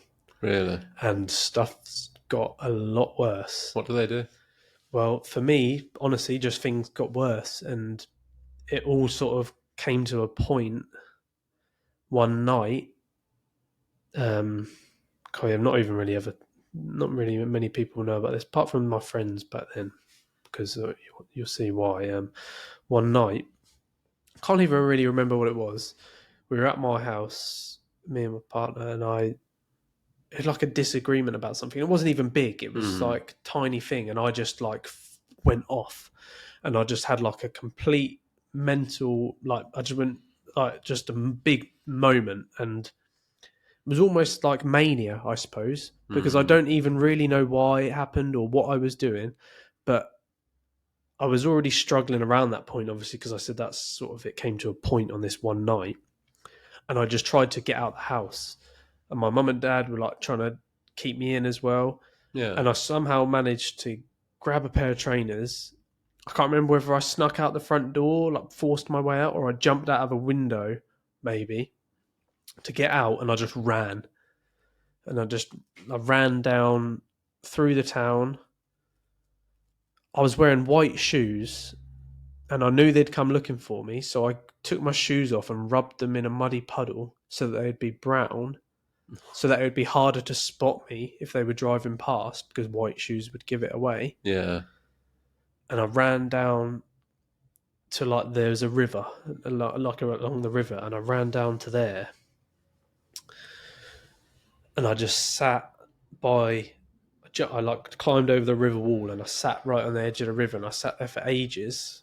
I just sat there for ages, and then I knew, like, all of my partner had rang my friends, and all my friends, they didn't live in the same town over, they lived about 15 minutes away. All of them had driven to where I was and were just running around trying to find me. Yeah. Like looking for me, like absolute legends. They just dropped whatever it was they were doing, and there must have been like 20, 30 people out looking for me. And I just hid. And then I remember I turned my hoodie inside out so that it was harder to recognise me. What did they think when this was happening? What did they think was going on? I have no idea. Yeah. We didn't really speak about it afterwards, but I just know they were looking for me because they knew I'd told them that I was. Bless you. They never come in once, do they? Nothing's one. Yeah, we're good. Yeah. No, they knew I was struggling. I told them that I was going to get help for depression. Right. And then I ended up going to the train tracks, actually, and just stood next to the train tracks. Don't know if I was going to do it. Don't know what. I really don't. That's why I think it was almost like a manic episode, because I don't really know what my thought pattern was, but I was there. So first of all, you'd gone to a river, then you sought out train tracks. And I went to the train tracks, and I stood the side of the train tracks and watched a train go past 2 foot in front of me. Don't know. I mean, I'll ask you directly, mate. Did those thoughts of stepping out cross your mind at that point? It must have done, but like I say, it's hard to. You can't. It's all a blur. That's why I think it's like it must have induced some sort of mania in me, like when people have manic depression, like they get, obviously the manic usually is they're really high, but like that kind of thing, like just really low, but I don't really know. Really weird. I don't know if I was going to do it. I don't know, but I know I was there and I could have. Well, I mean, only you would have known in that moment, I guess. But the ingredients that you're giving me, you would lean towards. There must have at least been a background thought, or even exploring those thoughts. Maybe you know, I've spoken to a couple of people. I remember talking to Joe Baker from Second City Screed, and he, at his lowest point, he took the dog for a walk and went to the side of a motorway and was considering just walking out Yeah. and seeing how far he got in the traffic. I hope Joe don't mind me referencing that, but it seems to be that at sometimes at that point, people take themselves to somewhere that they could Yeah. do something Yeah. to maybe see at that point. I don't know. Maybe it's Must be something subconscious for Yeah. a lot. Like for some people, obviously it's a conscious thought, but maybe for me and Joe, maybe it's just like a subconscious thing. Like you don't even know why you're going there, but you're going there. maybe to explore the thought. Something inside Yeah. your brain is. And before that, mate, I mean, had you ever had any sort of suicidal thoughts prior to this episode? I suppose I was just feeling depressed before I got the medication, but it got worse, and I suppose I had more sort of moments like that. And it was then after that I was having some days I didn't really want to get out of bed and stuff like this. Yeah, which does sound like depression. Yeah, but really, when I look back, like I probably should have been depressed. When I went to the doctors, I should be depressed. Like my life was pretty shit. I didn't have a proper job, didn't have any routine. I was eating shit. I was doing drugs. I was staying out late every night, and like I say, doing drugs every weekend. And I just completely fried myself. It was all mainly my own doing, really. Like if your life is shit, you're supposed to feel a little bit depressed because True. that's your mind's way of trying to kick you into gear. Like if your life is like some people, obviously there's a problem with the serotonin balances in their brain and it's causing them to feel more depressed. But you have these feelings are there for a reason: depression, anxiety, stuff like that. You're supposed to feel anxious about things because it's your mind telling you to avoid something. It gets a lot of people who have it bad. It's irrational, but there's rational anxiety about things. Oh, gotcha. Because it's all part of your survival tactics for your brain. Anxiety is a perfectly normal and natural human thought process and emotion. Because I've looked into like evolutional psychology and where we are as a species, and anxiety would have served a purpose. Yeah, well, definitely. Literally would have kept you alive. Yeah. The problem now is the society we live in, that So anxiety different. doesn't translate into today's day and age. It used to be if you saw a den, you knew there was a saber-toothed tiger in there. Yeah. And so you've seen your friend get killed by one, by something that looks like that. So then in your mind, every time you see that, you're going to be anxious because it's like, oh, there's danger here. Now the world, there's so many different things going on and it's changed so much. Yeah. We're still running on caveman hardware. That's the one. Yeah. In a world that is the way it is. Yeah. And that's it, I think, and that ability to regulate that anxiety and translate it into today's day and age, that's where a lot of issues are coming about. Definitely. It's a frightening thought, actually. It's like pulling the thread and going off on one here. But to think the evolution of our society has been so vast in the last 20 years, astronomical in the last 100 years. Crazy. But the rate of evolution and the rate of technology's evolution, I mean, it's frightening to think where we'll be in 50 years from now. Yeah. And then us as a species, we're not really designed to be, although we are the creators of it, we're designing the environment around us, which is bizarre. Because then I had this chat with a mate of mine years ago and he went, but we are designed to be here because we're designing it. So we have the ability to do what we're doing, therefore we are designed for it. And I'm like, yeah, but like you said, our hardware is still caveman hardware. Yeah. So we're still the same creatures we were 10,000 years ago, designed to live in a more natural world, and we're so overstimulated now. I don't know the answer. It's just fascinating to me to see with the exponential growth in technology and the massive changes to society that we've undergone in the last 20, 30 years, if that rate of growth continues, Yeah, crazy. I think what it does is it definitely is going to come hand in hand with a severe increase in mental health problems, Definitely. because there's a lot of people. There's those that will adapt and thrive, and there's those that are really going to struggle to adapt and thrive. Yeah. I think that's like now, obviously, everyone has mental health, but like mental illness is like a completely different thing. And I think Yeah. a lot of mental health, like I was thinking about this when you look back at all the guests you've had, the ones who've had it really hard, Mm. the common theme with all of them, they've all dragged themselves out of it. If you're in a really deep hole, someone can put a ladder down to you, but they can't climb up it for you. Mm. Everyone, I think, has to, like, it's easier said than done, but everyone has the power to drag themselves out of stuff. And I think a lot of it it's taken away from that. It's like, because it gets so mixed with mental illness, which is something you can't help. That is, Yeah. whereas mental health, a lot of it you can help. And I think a lot of it, the lines are so blurred now. That's why Yeah. there's massive shortages for help on the NHS and stuff, because people are going there saying, oh, I feel a bit anxious about stuff, like when they've probably got shit going on in their lives that they warrants being anxious. Yeah. Or, which doesn't mean they don't need maybe a little bit of help or guidance, but it's then that's then taking away from The people who are illness. actually mentally ill, who then can't get the treatment, Yeah. who then end up killing themselves or killing other people.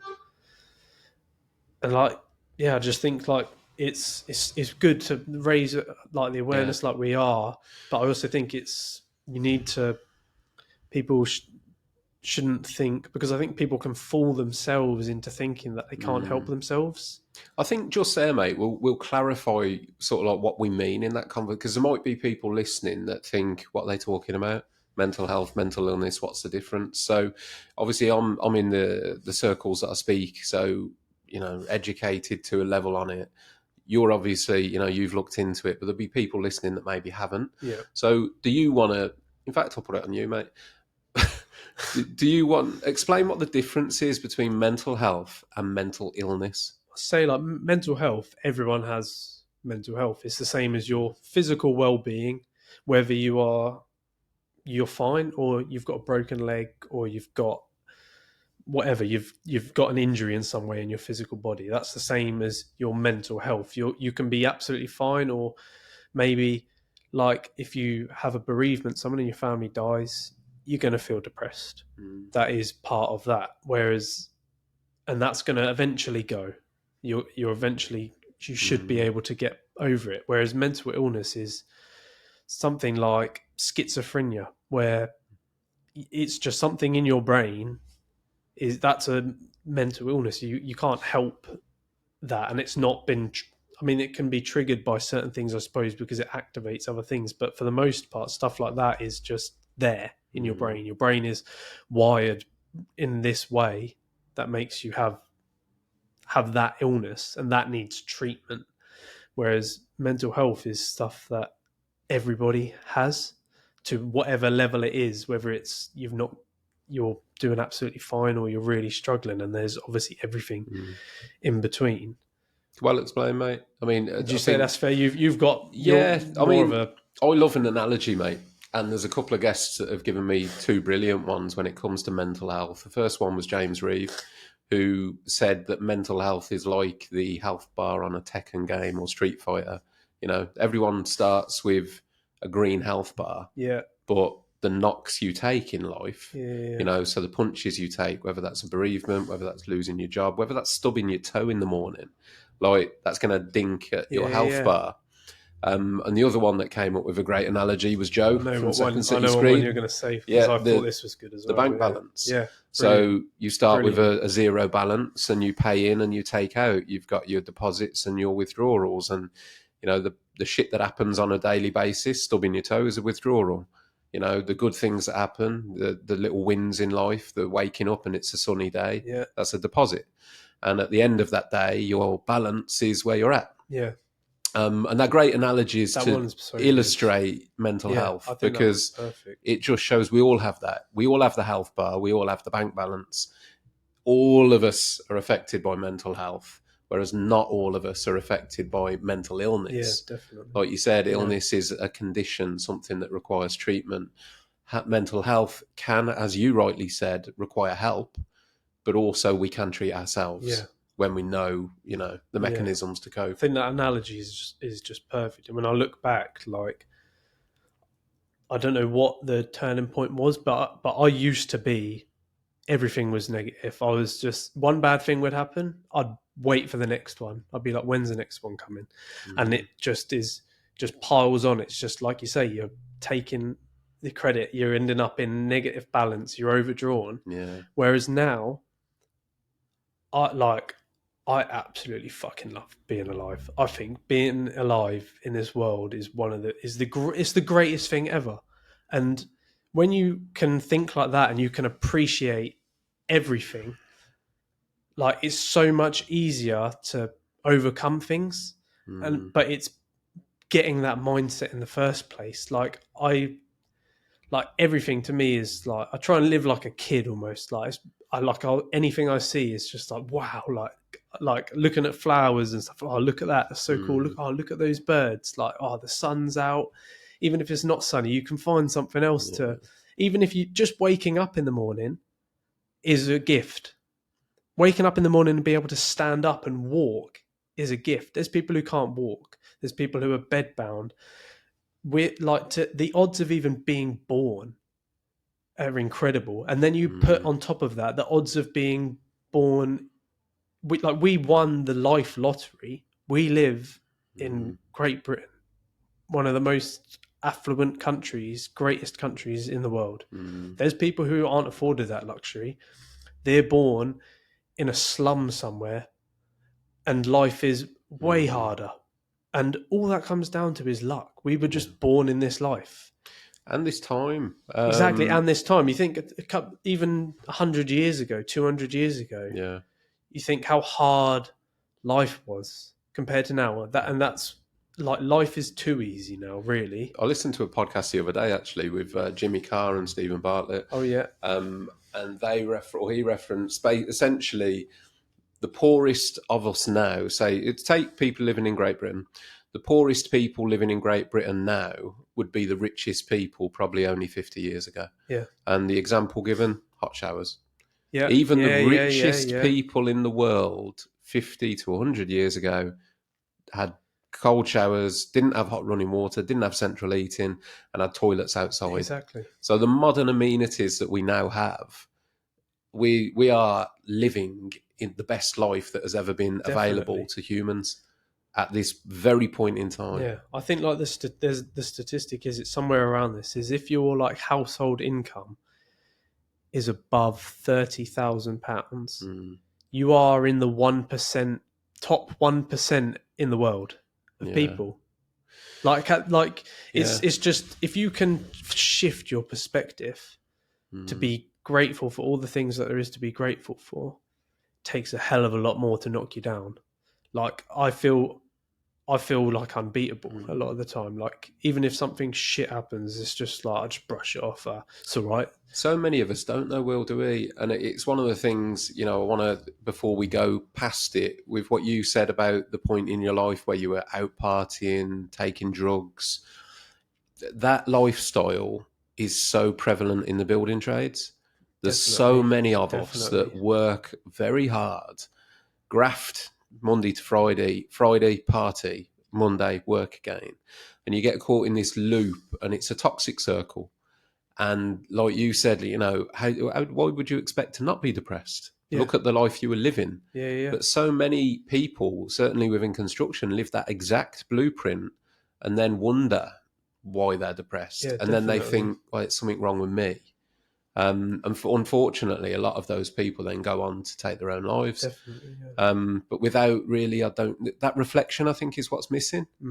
That reflection of actually, is there anything I can do to benefit my mental health? There's a good way, I think, is to look at it. Is if, like, think if you had like a Ferrari, right? Real nice car, like proper high-end sports I'd rather car. have a Lambo, but okay, we'll go Ferrari. And look at your body like that, right? If you had a Ferrari, and first of all, you put shit fuel in it that's been sat in a tank for 10 years and it's just shit, and you try and run it on that, it's not going to run very well. If you don't service the engine, service the car every year, it's going to run like shit. If you don't look after the bodywork, it's going to look like shit. If you get into it covered in mud and scraping through it all, you're going to fuck up the interior, and it's going to be fucked. Whereas if you just put the right fuel in it, made sure you looked after it, hell of a car. But if you don't fuel it right, if you don't look after it right, it's not going to do anything. It's going to be useless. And that's the same as our bodies. I mean, strangely, I think one of the way that we treat ourselves, we probably treat ourselves, our body, our fitness, our mental health as the most disposable asset that we own. Yeah, it's the most important thing we have. And, self-disclosure here, mate, actually. Because I say all this, I preach all this, but I'm a complete fucking fraud. Hands up, and I've made a change, hopefully, literally a couple of days ago, and I put it on my stories on my Instagram today. But prior to setting up the podcast, I was doing pretty well. I was training regular, 3 to 5 times in the gym, more often 5 times a week in the gym. I was making more time for my nutrition and living pretty healthily. Relatively, I was on an upward trajectory. I was getting fitter. I was getting stronger. I was, looking a bit more like what I wanted to look. Started the podcast, and what I've done is, rather than bring the podcast, add the podcast in, I've took away. Yeah. So I've replaced the fitness, the gym, the healthy eating with the podcast. I'm loving doing this, but that is what's happened, the reality. And I framed it differently in my mind the other day, where I thought, so essentially what I've done, I've signed up to a coaching program now with Joe, tradesman's coach, previous guest on the podcast. I've had a chat with him, signed up to his program. It's not cheap. And if I'm honest, again, full disclosure here, that put me off signing up initially until I reframed it in my head. And I said this on my stories earlier today. Last year, I was dead happy to go and spend $2,500 on a new dustless sanding system because I want to save my shoulders working in the trade. Yeah. But look at, a coaching program that's going to get me in the gym, get me fit. Nah, that's too much money. I've got other things I can spend it on. But in reality, the most important and vital element to my business, the most important investment I can make is in me. Yeah. Because if I'm not healthy, I'm injured, I'm unfit, my business is done. Yeah. Yet I will go and spend it on machines, tools and equipment without batting an eyelid. Yeah. Will I spend money on myself? No. Will I give myself time? No. I put myself at the very bottom of the priority list when I am the most important thing in my life. Now, that might sound like a strange statement, but it's true.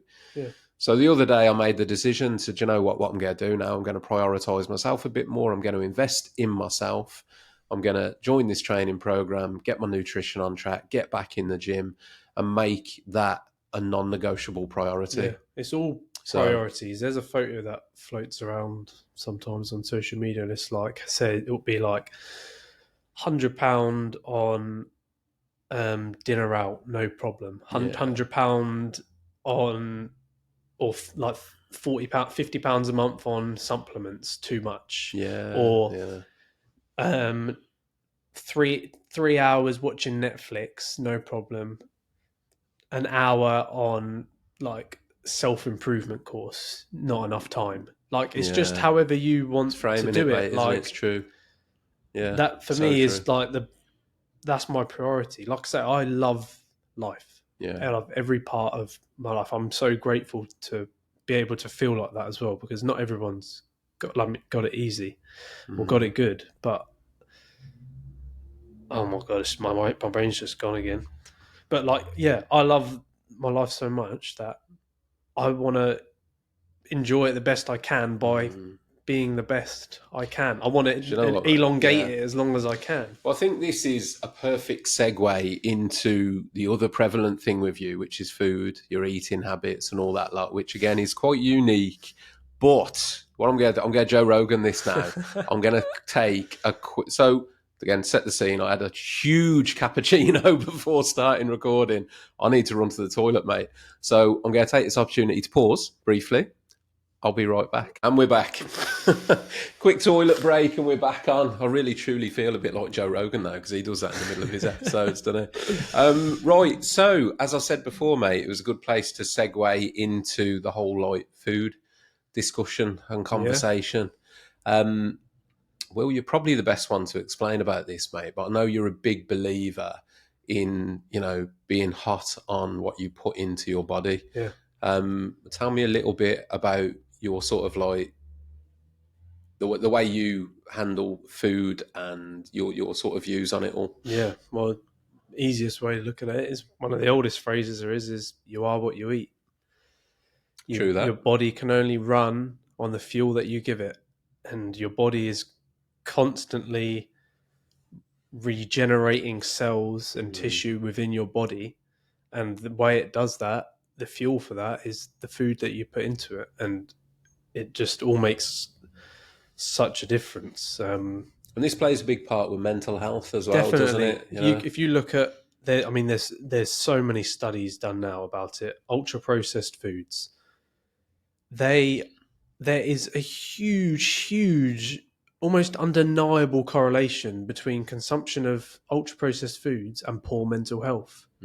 Even as far as ADHD, there's this might, I'm sort of paraphrasing the study, but the study, I think it was done in America, where they had a big group of kids. Half of them were carried on their normal diet, and the other half they stopped all of ultra processed foods, high sugar foods intakes, and all of these kids were displaying symptoms of ADHD. The ones that stopped all the ultra processed foods, literally all of them, their symptoms either disappeared or were drastically reduced, and that was all they changed. There's, like I say, there's so many studies about ultra processed foods. Ultra processed foods. Give me an example. What's an ultra processed food? Best way is you've got whole foods, processed foods, ultra processed foods. Good one as an example, I would say, is tomato. A tomato off the vine, whole food. Tinned tomatoes is processed. It's not had anything done to it. If it's just tomatoes in a tin, it's been processed into a tin. Okay. Ultra processed, ketchup. Right. Looks nothing. An ultra processed food is one that looks nothing like the original thing it's come from. Well, let's be honest. If you look at corn and then corn flakes. I love ketchup. Like tomato ketchup's my sauce. So don't kill it for me, well. But in reality, it tastes nothing like a tomato. Yeah, and it looks nothing like it. Like I say, corn. Yeah. If you got corn, this whole food, corn in a tin, processed, corn flakes, looks nothing fucking like corn. So all cereal is ultra processed. Okay. So that's the best way to look at it. Is there's the difference. Like some foods need to be processed in order for us to eat them, but we don't need to eat any ultra processed. I've been dreading this part of the conversation, mate, because you're just describing my diet. Well, it's most people's diets. Yeah. I am the weirdo because I don't eat any ultra processed foods. How mad's that though? How mad is that? Yeah. So we've had comments. So myself and Will, like I said, I knew Will prior to the record, and we're in a group, a decorators group. We talk about decorating, stuff like that, which we won't get into because it'll bore everyone listening. But occasionally other subjects come up, things like food, and Will is our frustrated nutritionalist that constantly gives us tips and advice and very legit health facts that we all ignore and continue to eat Greggs and Tesco's meal deals. Yeah, it's just like... It just is terrible for you. If you stop, it's a noticeable difference, like I say. But the thing is, you're the normal one in this. Most people eat like that, and there's a reason for that. These foods are designed to be ultra palatable, ultra addictive.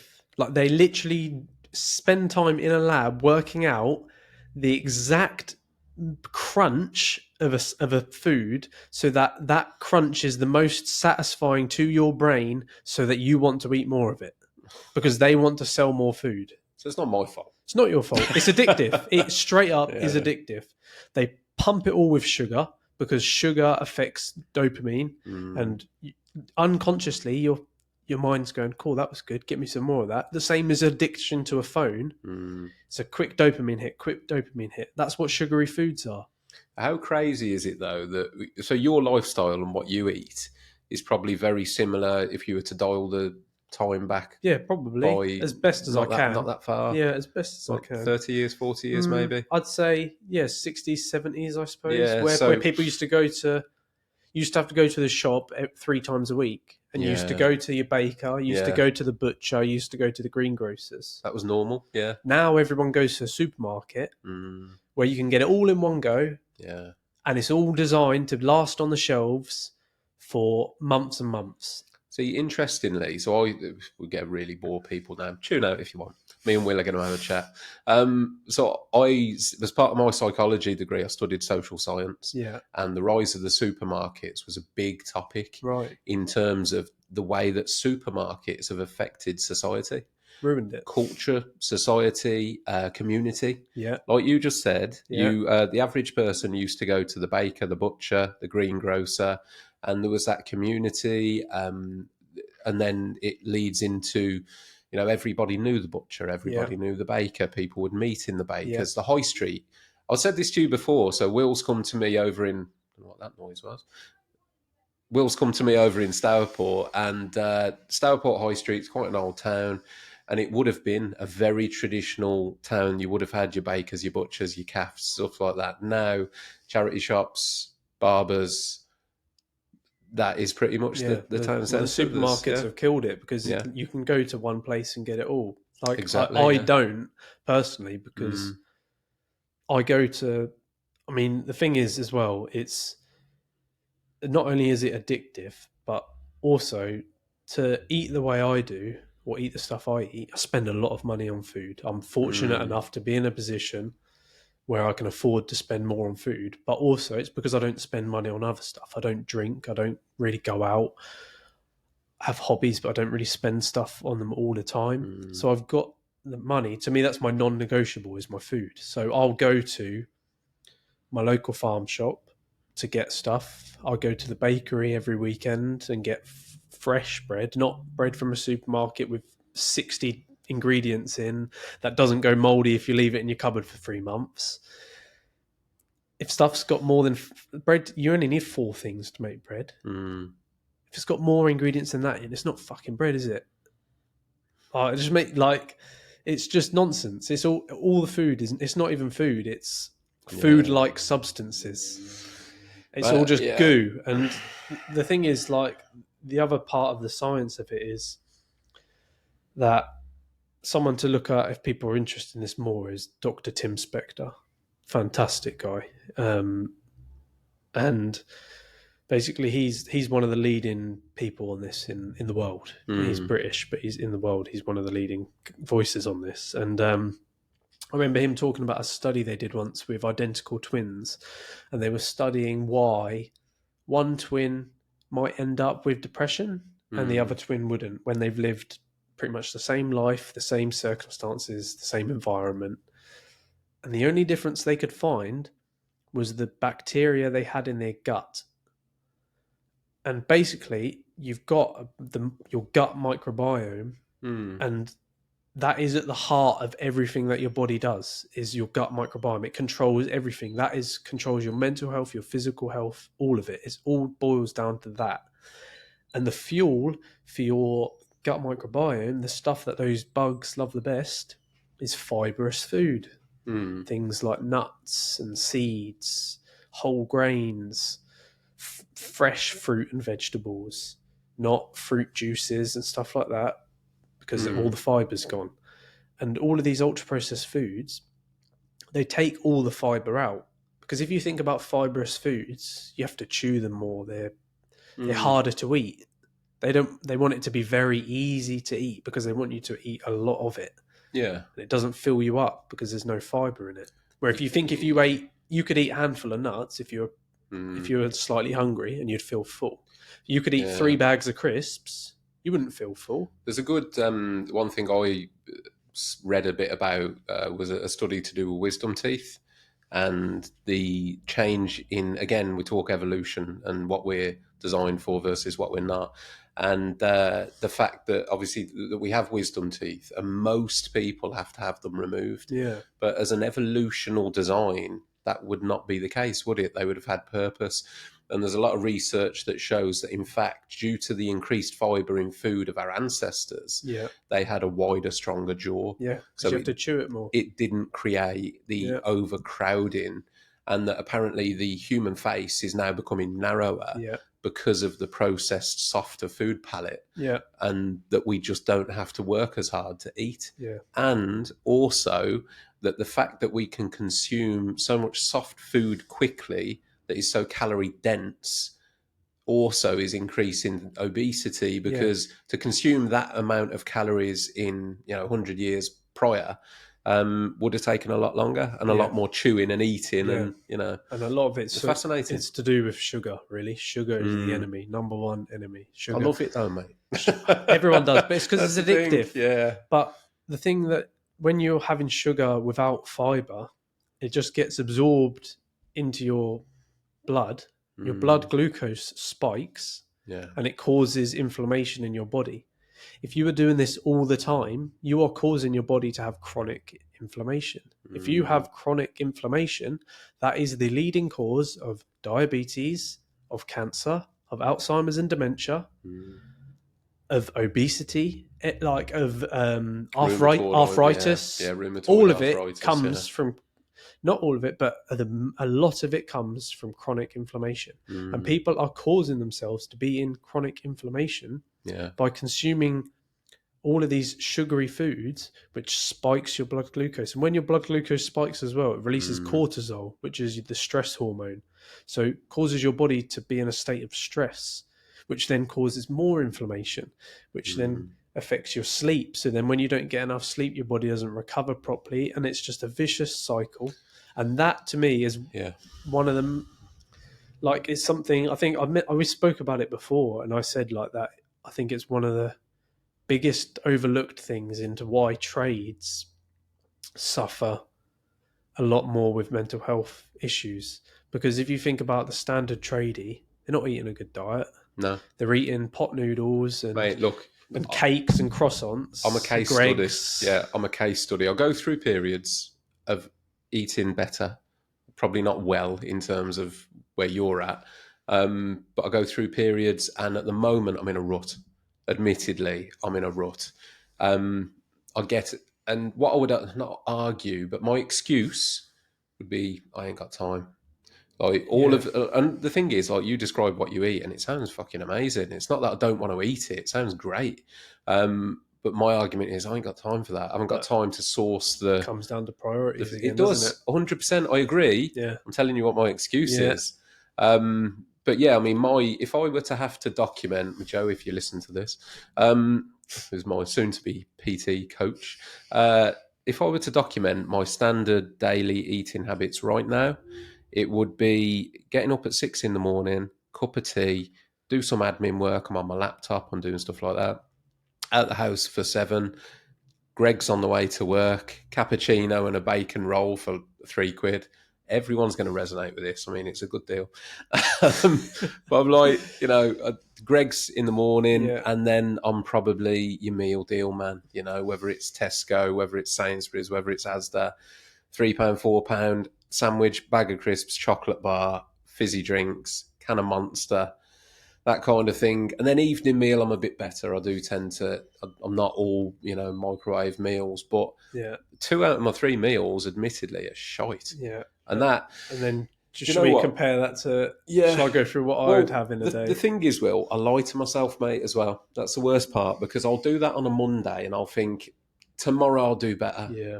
And I don't, mate. And then by the time Friday comes around and I'm like, tomorrow has become the weekend. It's just about creating habits, so you've got to get yourself into.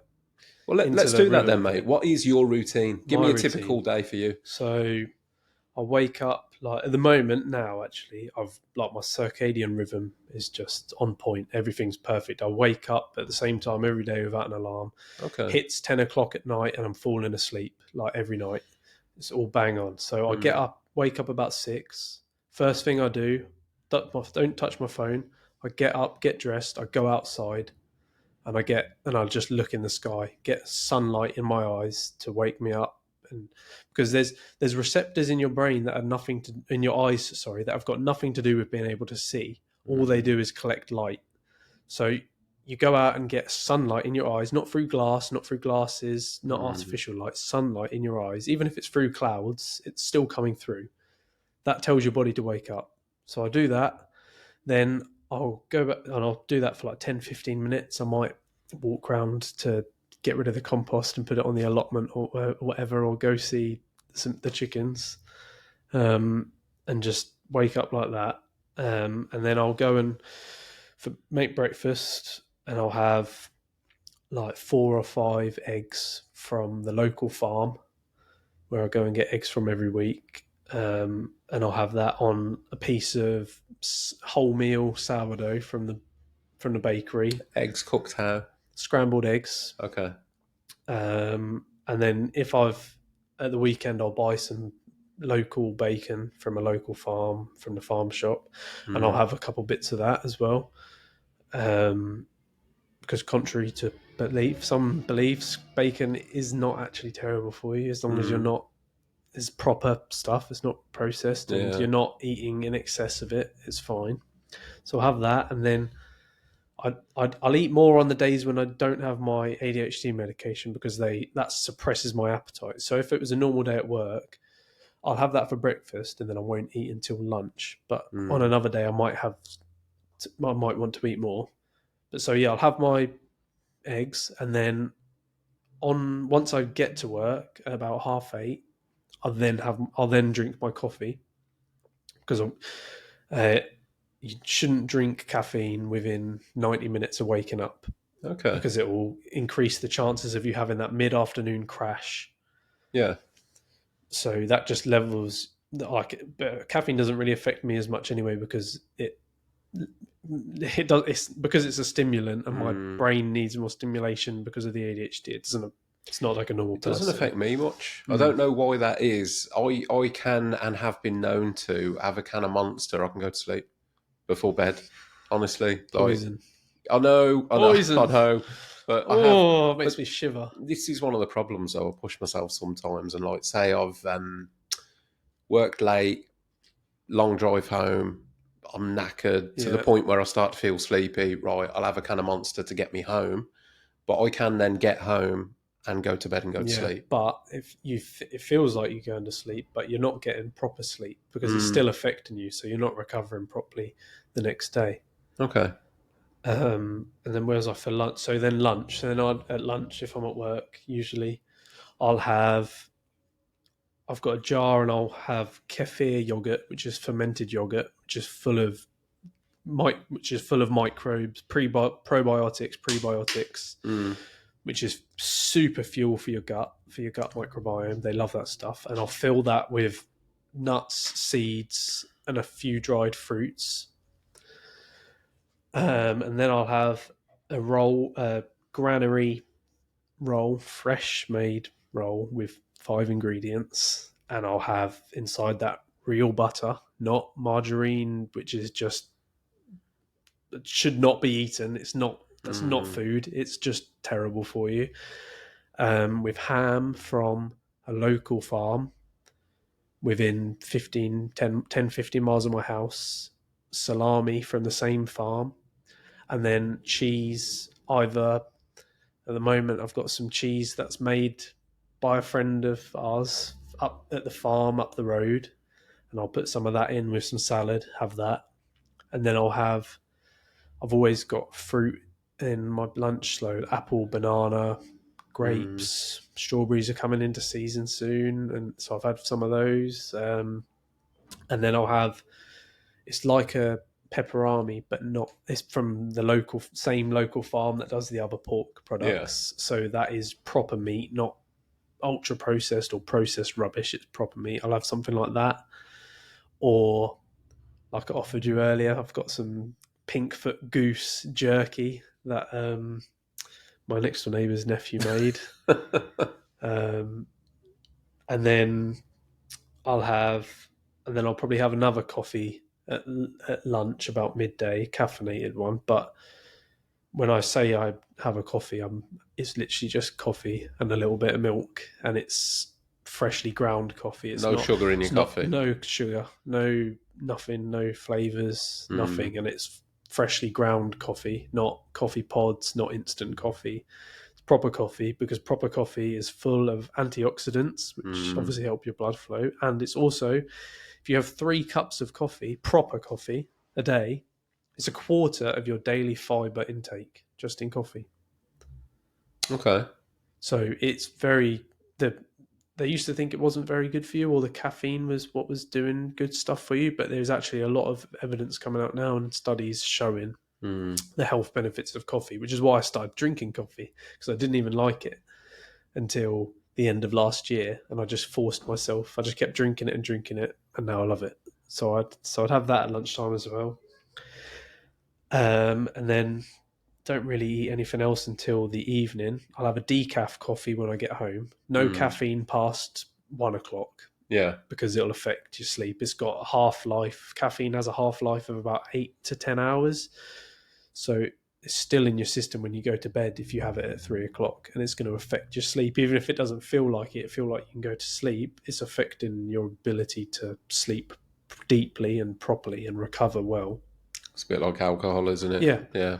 Yeah, it's exactly the same. If you feel like it's not doing anything, but really, if you measured it, it is. And there's the studies that show this from people that study sleep, like Dr. Matthew Walker. I've read his book. The Why We leading Sleep. guy in the world. He's incredible. Really interesting stuff. If people are interested about sleep, check him out, because really fascinating stuff. And then so in the evening, I will then have... it could be anything. So last night, I've said what I had last night. So last night, on my way home from work, actually, I went and picked up some venison from a friend of mine who shoots it himself in fields within 10 miles of my house. And for reference, Will has kindly brought me 2 steaks for my dinner tonight.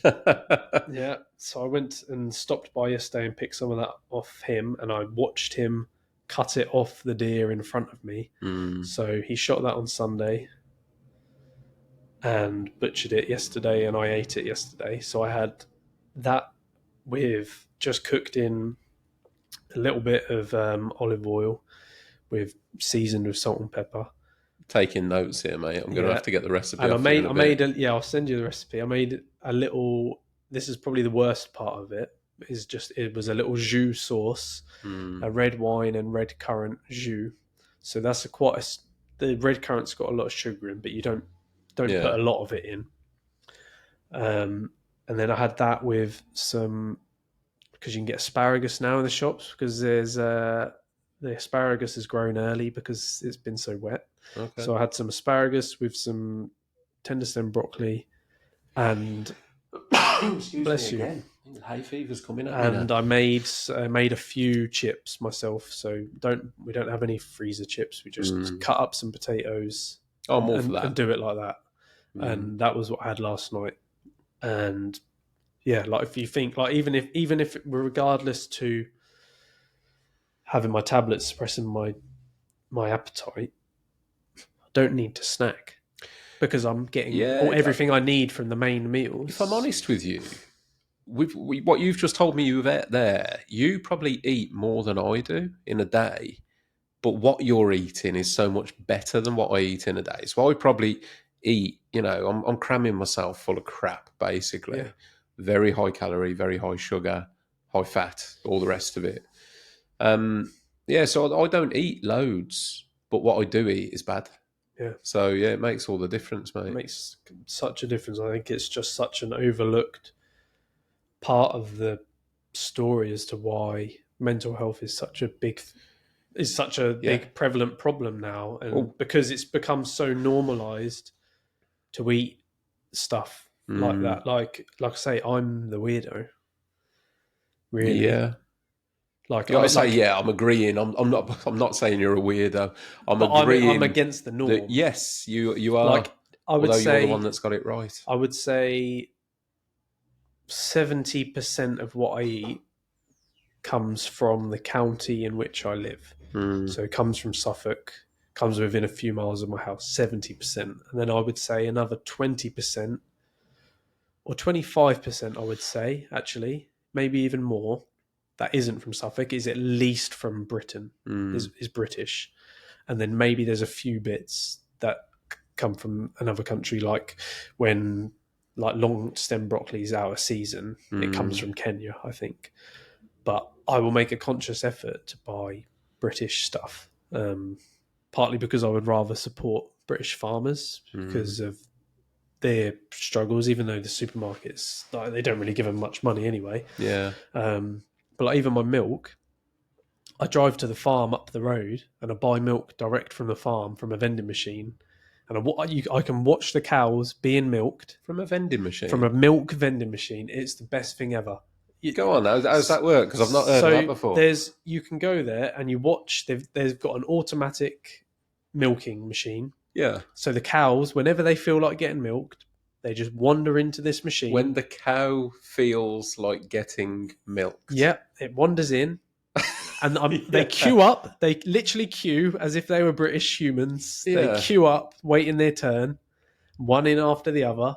So it's just an automated process? Yeah, the machine's got laser sensors on. It finds the udders, hooks on, pumps the milk. When it's done, it walks off, goes about its business. And you can watch them doing this. And then in the room next door, there's a vending machine. Why have you not put this on Instagram, Will? Like, I want to see this. This is your next challenge, I can mate. show you a video. I want to see this. It's brilliant. And then you go to the room next door and you've got whole milk, skimmed milk. You get a bottle, put it in the thing, put your money in, press start, fills your bottle up. Wow. Fill your bottle up, off you go. £1.20 for a litre of milk. It's not even expensive. It's probably cheaper than the supermarket. Christ. And that £1.20 is going directly to that farm to continue doing that work. If you buy a litre of milk for £1.20 from the supermarket, I think the farmers get about 10p. Yeah, it's tiny, isn't it? I don't think it's even that. Yeah. I think at one point, possibly during lockdown and stuff, the farms were producing too much milk, and it was cheaper for them to just pour it away than give it to the supermarkets. Wow. Because they were giving them so little money for it. So if you that's why it's not even just about what I eat. I just believe I would rather my money that's why I go to the local farm shop. It might cost more. Rather my money went there into my local community. I love that. And my money went to the farmers rather than me paying, even if it was £1 for a litre of milk at the supermarket, the farmer's going to get 8p. If I go and pay £1.20, that farmer's getting all of it. And they can keep producing that milk and producing the cheese. I think convenience... when I zoom out again, to use that expression, I kind of feel like we're being herded. When I say that, to explain that comment is we all go for convenience now. Yeah. So that's the thing with a supermarket. It's a one-stop shop. You've got everything in there. And I think people are even willing, because we all know, I know, the meat in a butcher is better than a supermarket, but you compromise on quality for convenience. Yeah. And then you've got to think, well, why do we do that? Why is convenience so premium now? And again, I had this conversation with a customer of mine just yesterday where I was talking about how I've noticed my customer demographic has changed in terms of, I started business 23 years ago. And I would say there was probably a good proportion of my customer base where there was a person at home, whether it was a housewife you were saying about this. Yeah. And I guess with what you were saying, it was quite common to go shopping 3 times a week. But it might have been, let's go traditional here. It might have been a housewife's sort of weekly chores, rota, responsibility, whatever. Might have been their weekly thing where they were going to go to the baker, the butcher, the grocer, and the farm shop and all that. Now, because most of my customer base both work, you've got twin income, twin workers, people with kids are in childcare, mom and dad are at work, and we're all doing that to try and combat the cost of living because it's expensive Yeah. to live now. I feel like society has been pushed in that direction where we've got less time. We haven't got the flexibility to slow down and go to 3 shops. And even me, like if I get a day off work now, mate, the last thing I think is, oh, brilliant, I get to go to 3 or 4 shops. Yeah. I think, Jesus, I've got a rare day off work. I want to chill. Yeah. And that means if I've got to, I'll go supermarket, in and out, quick as I can. And it is a chore. It's in and out, quick as I can. Yeah. I don't want to look around. I don't want to shop around. I don't want to pick the best apple off the stand. Yeah. I just want to grab a pack. I want to, Definitely. Yeah. and it's wrong. Yeah. I see all the places I'm going wrong, but It's normal. I feel like, but do you know what I mean? It's like society now. It's so normal. I think probably now a housewife or a house husband is quite rare. Yeah. And it didn't used to be. It used to be the norm. Yeah. The man went out to work, generally speaking. The man went out to work and supported the family and was able to do so, more importantly. Like, that was normal and possible and able. It wasn't that the men of a generation 50 years ago were earning loads more money, and they weren't doing different jobs. You would have a working class bloke that would go out and work at, say, local to me, Rover plant was a big thing, car manufacturer. Local man would go to work at Rover and go home and support his whole family, wife and 2 kids on that one single wage. Yeah. Now that would be impossible. Yeah. Local man works in a a factory setting with car production. I can pretty much guarantee he would not be able to support a family, a wife and 2 children, just on his wage. Yeah, definitely. So something's changed, mate, isn't it? Yeah. And it's not even like some people might frame it some way that's saying it's like a conspiracy, but I don't even think it's like some master plan. It's just all of these different things where all of these big companies, corporations have all got their own vested interests, and it's just so happened that all of them pushing for their own interest, which is to make as much money as possible. And it's all just converged at a point where they've all combined and it's all just become what it is now. And then if you looked at it with a tinfoil hat on, and you'd say they've all conspired together. But I just think it's just a combination of all these things has just put it like that. Because, like you say, it is like that. I just try and live my life at a slower pace, simple life. You've got it right, mate. And we make a thing, like we've made a thing of it. Me and the missus have made a thing of it to every Saturday. As part of our weekend routine is we go to the town nearby, the nice town, and get whatever bits we get from there. We go to the bakery there, and we'll go to the market and get some fresh fish, and we'll pick up our vegetables and everything like that. And then we'll go get like a coffee from the local independent coffee shop, and then we'll go to the farm shop and get the other bits, and then go home and have lunch. And we've done all that before midday, and that's like our routine. So it's not a chore because we enjoy doing it.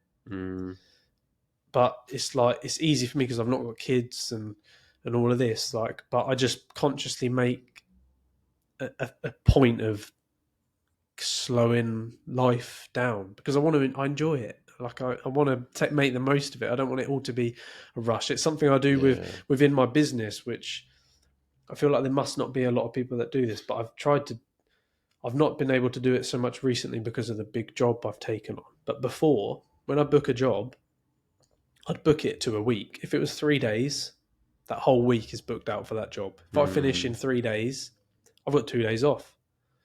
I'll go fishing or something, or I'll just chill out, or I'll do stuff I need to do at home, or if the missus isn't at work, we'll go out and do something. I would always do that. If it was 4 days, I would have the 5th day off. Like, I'm not trying to, I finished this on Wednesday, I'll bring the next job forward. I'd book it out weeks at a time. So I've always got here and there an extra day off, a couple of days off, because I'm not driven by the money. I'm not craving earn as much as I can. Like, life is there to be enjoyed. Like, it's a wonderful, wonderful thing when you can appreciate all of the wonderful stuff there is out there. Like, you got to enjoy it.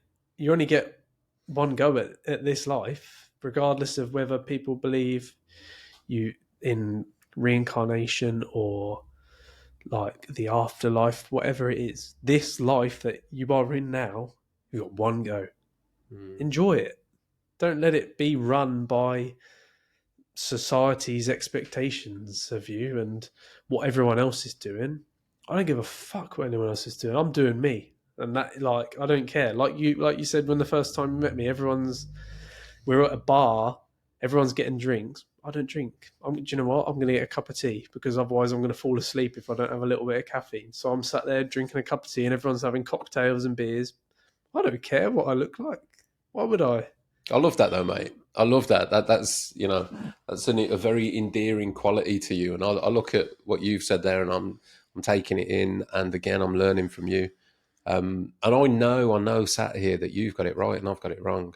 I know that. But it's I know hard that. though. Like, it's not an easy thing to get to where I am. Like, you have to start. Like, it's something I've done where it's like little incremental things. Like, I started with my diet and I got that all in check, and now it's easy. Like, before, it would be the same as you, convenience, could get grabbing stuff out of the freezer, chuck it in the oven, and you're done. Whereas now it's just, we make sure, like, I don't spend that hour sat on my phone looking at my phone or watching something on TV. We'll get up and we'll make dinner. We'll make everything fresh. And it takes a little bit of time, but all we've sacrificed is time, nonsense time. Yeah. So you do that, and then it's just all about little things. So one of the things I did not long ago that I've now got hold of is, right, when I wake up, I used to lie in bed quite a lot, find it hard to wake up. I was like, right, when I wake up, I'm getting up. And I forced myself to do it for a week. And then it became easy. Right, I'm not going to go on my phone for the first half an hour after I get up. Not going to look at my phone because of the blue light. I mean, I'll go on off on a sidetrack here and say why it's so bad to look at your phone when you wake up is because some people have probably heard about blue light and why blue light is bad for you, artificial light. Blue light in the natural world is non-existent in the morning and non-existent in the evening. It gradually builds up to midday is when there is a lot of blue light in the sky. And after that, it trickles down. Our mind, our hardware is wired. Oh, if we see blue light, it must be the middle of the day. So you're messing up your body's rhythm and your body's clock by as soon as you wake up, first thing, bang, blast in your face, blue light. Your body's, whoa, I've just woken up, but it's midday. Like, it must be midday. And then it's going to be out of rhythm. You're going to have energy crashes. So I did that for a week. Not going to look at my phone. Now I don't look at my phone for like probably the first 45 minutes, an hour of waking up. Same thing at night. Right, I'm going to make sure start going to bed at the same time every night. And for the half an hour before that, I'm not going to look at my phone. Did that, started going to bed at the same time, did it for a week, comes normal. Did the phone for a week, comes normal. Sometimes you get, even like, I'm not perfect. Like, sometimes I'll look at my phone too late at night, or I'll stay up a bit later or whatever. Like, I'm pretty good on that. I'm very protective over my sleep. yeah. It's one thing I can't compromise on because I do notice a huge difference. Yeah, it's the foundation of everything. 8 hours is perfect for me. 7 hours is adequate. 6 hours, I notice a difference. Anything below 6, I am subpar. Yeah. And I notice a very noticeable difference in my attention span, my concentration, my energy, the lot. So I'm very protective over that. So during the week, I'm probably similar to you, mate. Yeah. Bed at 10, awake at 6, and I do not struggle to go to sleep. So my wife hates me for it, but I'm like, head it's pillow sleep. Yeah, So, same. But there's another source, if people are interested, for loads of stuff that I've mentioned, is Andrew Huberman. And the thing I was listening to the other day, and they were saying, like, basically, if you scanned someone's brain without sleep, if they didn't have sleep, the dopamine system looks exactly the same as if someone has ADHD. Really? So it's exactly the same effects. So the drop in attention, the drop in focus, everything like that, it basically looks very similar when you scan it. So you don't have enough sleep, you're giving yourself ADHD for the next day, where you can't focus, you can't pay attention. The sleep deficit lasts for a long time. Yeah, it doesn't compounds over and over and over. You can't sleep for 3 hours one night and then sleep for an extra 3 hours the next night. It doesn't work like that. So it's the foundation for all. So like that makes a massive difference. It's just sleep. But then again, then I started, right, when I get up, I'm going to go outside and get the sunlight. That I've noticed a massive difference. And it's just these little things, one by one. Instead of looking at my phone for the last half an hour before going to bed, been reading the book.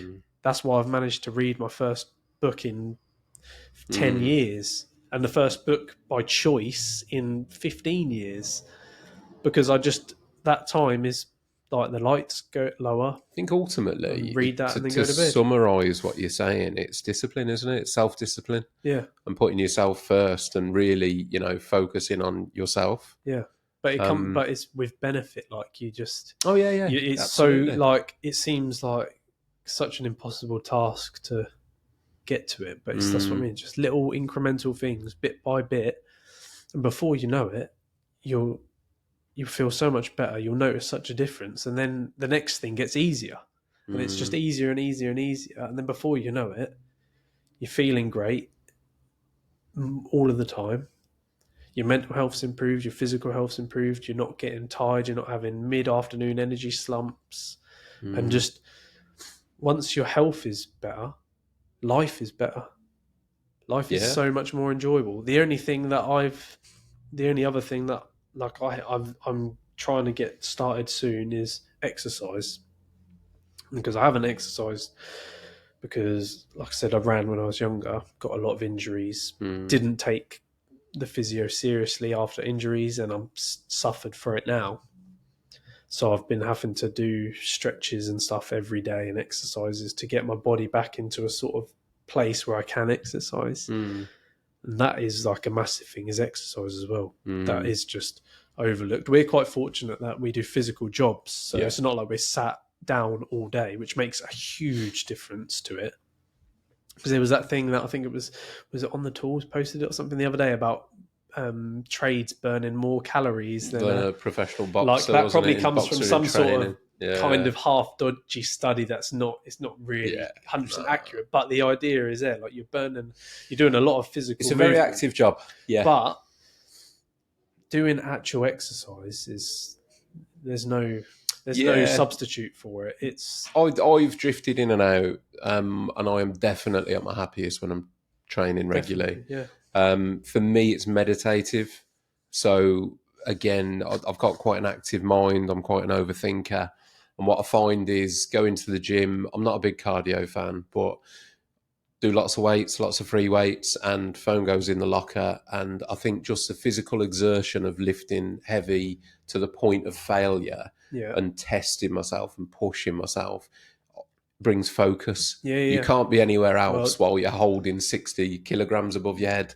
It's like you've got to be in that moment to focus on what you're doing, otherwise it's hurt. It's one of the things that helps ADHD as well is exercise.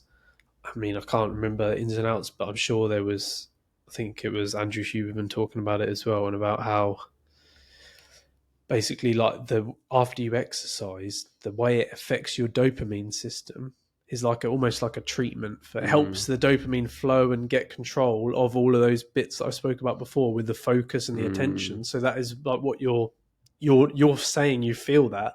That is what it is. Like your body, then it helps for whatever reason. I don't know the ins and outs, but it helps the dopamine, and that obviously then helps your attention and your focus. I think I personally boost your mood. I seek out those moments now. I mean, I've looked into things like meditation and mindfulness. I've never been able to meditate. I've tried, but just can't focus. However, I seek out those moments in life that force me to focus. physical exercise is one, and that's why weights, if I get Yeah. myself on a treadmill, my brain is not there. I'm Yeah. somewhere else. But like I say, with weights, I know that if I push myself to the point where, I'm testing myself, I'm at my max when it comes to lifts, I have to pay attention, otherwise I'm going to hurt myself. So very focused, but also I'll get that same focus from volunteering. From when I work at Samaritans, same thing. Phone is not present, and even this, I get the same focus doing this. Yeah. Because it's me, it's you, our phones are not present, there's no outside stimulus. I'm talking to you, I've got to listen. Yeah. And I find there's a meditative quality to this Yeah, for I know what me. you mean. I don't know if that makes sense. Yeah, it does. But these moments are like, that's almost self-care to me. They're human moments. They are. It's what we're designed for. So much of our life is detached from You're right. human moments. Yeah. There's technology everywhere and artificial stuff everywhere. Well, it's what we're designed for, isn't it? And one of the beauties of podcasts and why I enjoy listening to them is I feel that modern society is losing long-form conversation. The kind of conversations where you used to have, whether it was in a social setting, a pub, a social gathering, all those moments are slowly being whittled away now. Yeah. Now, I look at my friendship circle and they're lads I've known for over 20 years.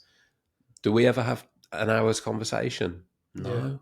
Half an hour? No, probably not. But, most of our conversation is very, very short form. Yeah. And do you know what if you then look back to what you were saying about how in your course it was saying about the societal changes from supermarkets, because they killed the butchers, the bakers, the grocers. That destroys the community. Yeah. And now you think, how many people know all their neighbours? Yeah. I'm very lucky that where I live is a row of 4 cottages.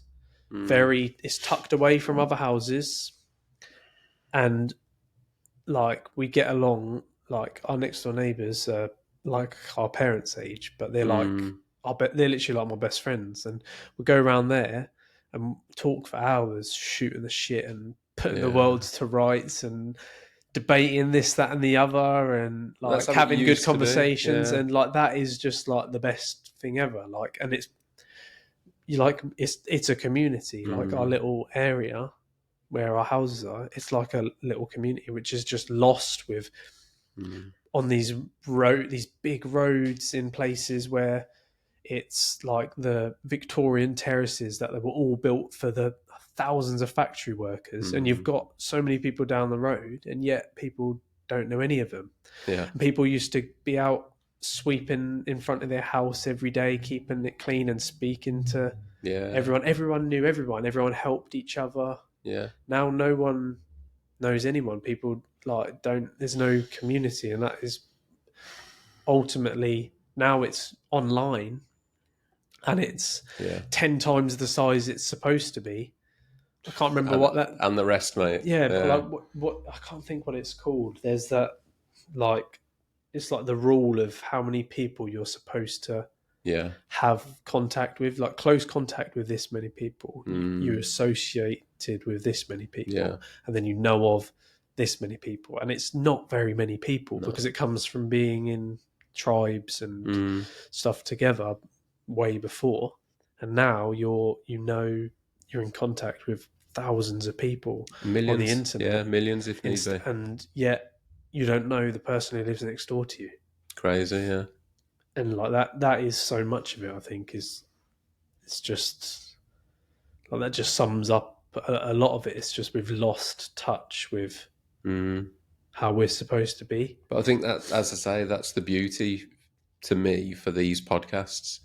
Listening to them as well, because I'm a big podcast fan. But you get to eavesdrop on a genuine connection, a human conversation, long form conversation. That is why where you get to know someone. Joe Rogan's the number one, 100%, because none of it's planned.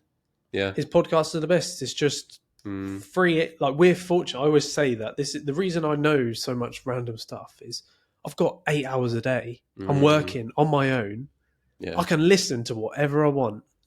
I just love learning. I love learning. I always want to learn. I do the same, mate. So I have this opportunity to listen to all that stuff. And that stuff, his stuff's the best. It's just like we're here now. It's just a Mm. chat. Like they don't plan any of it. They just Yeah. chat, and it's the most interesting stuff. And it's like Yeah. you're part of it. Exactly. Yeah, it's like you're sat in the room Yeah, almost. But yeah, that's why. That's why I started doing this. I fell in love with podcasts, I guess, and I thought that it's something that I feel that we're missing. That we're losing it. But podcasts are becoming very popular, so very. I think that shows that we know that we like it. We know that we miss it. We know that we need it. Yeah, And maybe that's one of the connecting factors. Maybe society will reach a break point where it swings back and old societal values and community values start to get recognised again. it'd be good if it. You know, I would hope so. maybe. Because if you, I'm not sure on the exact numbers or statistics of it, but I'm pretty sure if you look at life expectancy of people who live in the Mm, countryside in places like I do in Suffolk, and then you compare it with the life expectancy of people who live in places like near here, Birmingham, or in mm, London, it's so much shorter than those who live in the mm, countryside. And in the countryside, there's such more, even though you're not even closer to people a lot of the time, mm, there's way more community spirit. You've got villages with yeah. one local shop and post office, and the person who works there knows all the people that come in. Mm, And if you're lucky enough to have a butcher's and a bakery, it's like the old days. And yeah. those places are where people live longer. Like when you look at modern science and stuff, people shouldn't be dying sooner. Like in America Mm, last year, the life expectancy fell. mm, Average life expectancy fell. Why? What shouldn't be falling? Should be going up. We're like medical stuff is incredible now compared to what mm, it used to be. Like 100 years ago or 150 years ago, if you broke your leg, you're probably going to die because they're going to yeah. cut it off, and then you're probably going to get sepsis, and then sepsis is going to spread to your whole body, and you're going to die from infection.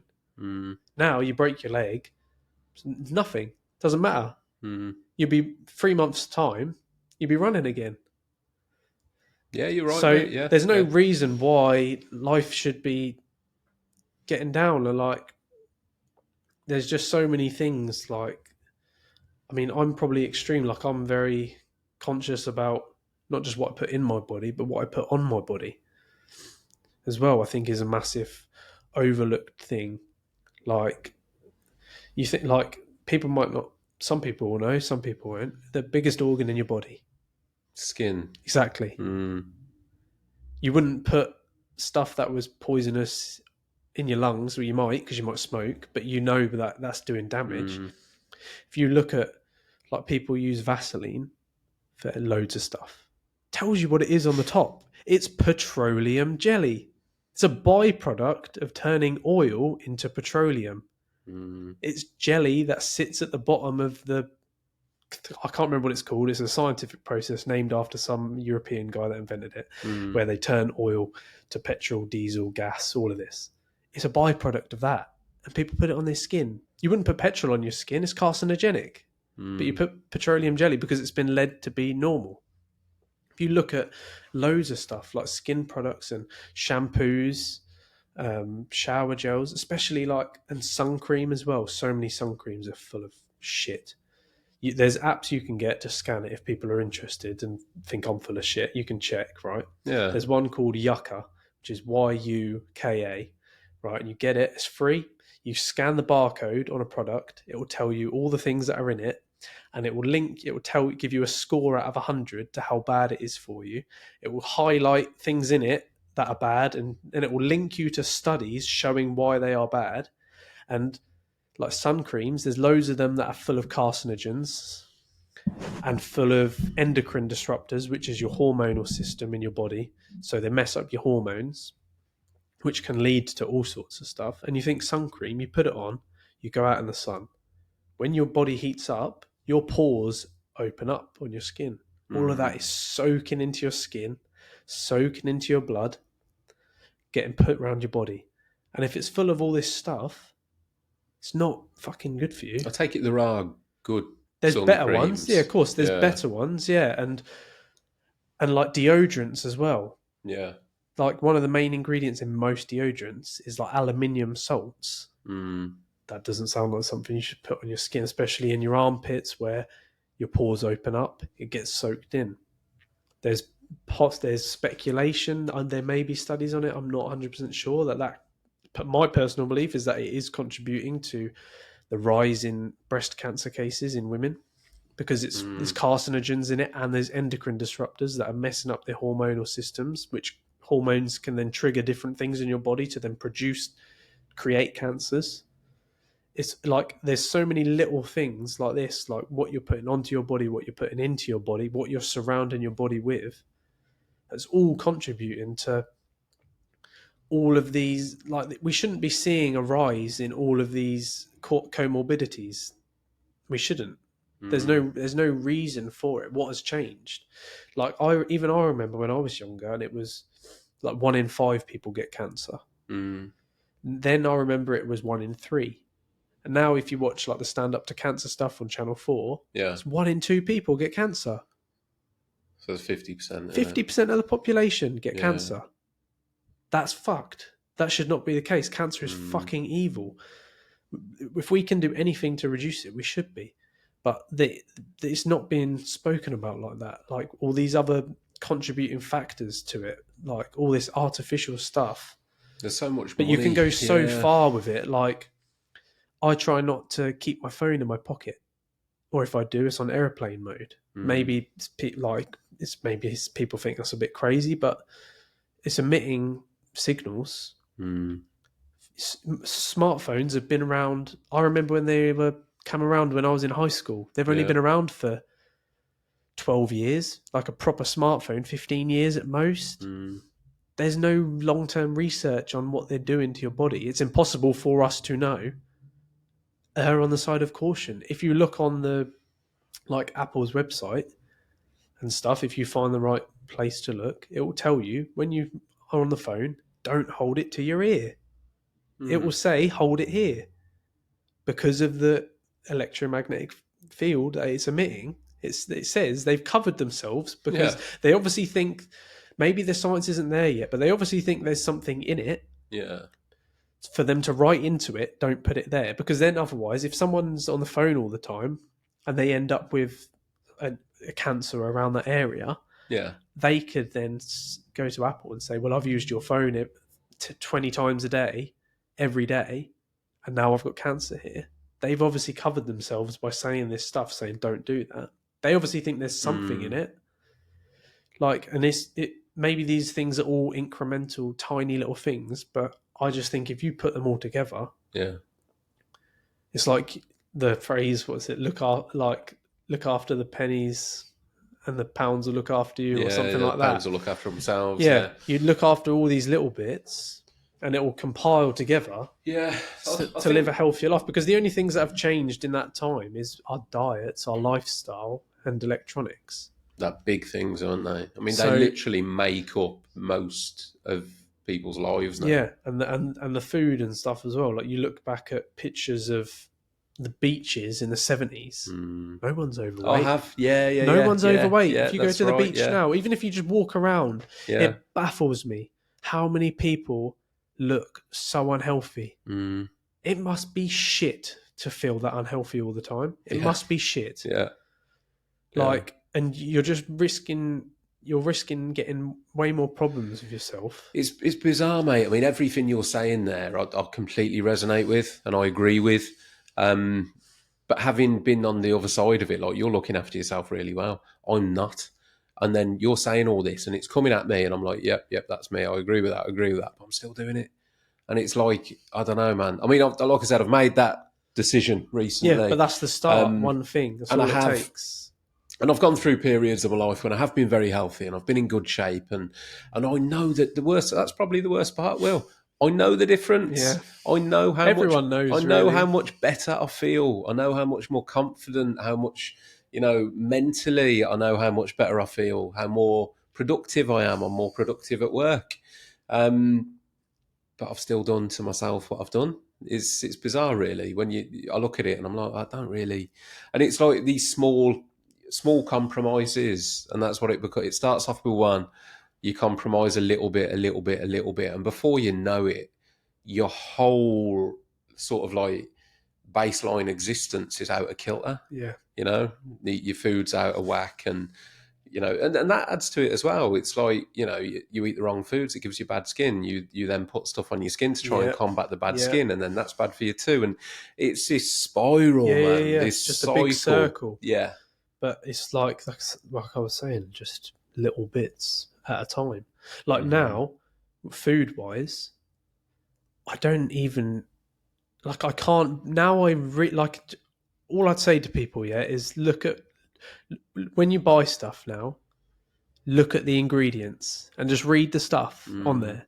And most things is full of stuff you've never heard of. It doesn't sound like something that should be in food. And now I can't even bring myself to eat a lot of it. So it's not even hard to avoid it. Yeah. It's hard for me to force myself to eat it. I just can't do it. And as far as other stuff like that you'd crave, once you stop eating it for a while, you don't crave it anymore. Your body adapts and it goes, actually, this stuff I'm getting fed is so much better. You're right. I want that. I don't want that bag of crisps. I'd rather that handful of nuts, because that's going to make me feel way better. And it's not even a conscious thing. Your mind just is... Your palate does adjust very quickly. Completely. It's just everything's got so lost in this. I've done a few over the years, mate. I've done like fasts and stuff where I've done like a water fast and stuff like that. And you do, like, your palate adjusts so quickly, and the flavors of foods that previously you'd have taken for granted, all of a sudden are full of flavor. So I guess once you adjust your palate, you then take the enjoyment from things. Like now, like it's not all about just being disciplined all the time. Each weekend, I have like Saturday's like a cheat day, but it's not like a cheat day that some people would think. Like I'll have from the bakery, I'll get something sweet, get like a brownie or a cookie or something, because life's for enjoying. These things taste fucking good. Let's be real. So don't deprive yourself of these good things, but you just have to moderate it. So when I have those things each weekend, best believe it tastes fucking amazing compared to if I was eating that every day or 3 times a week.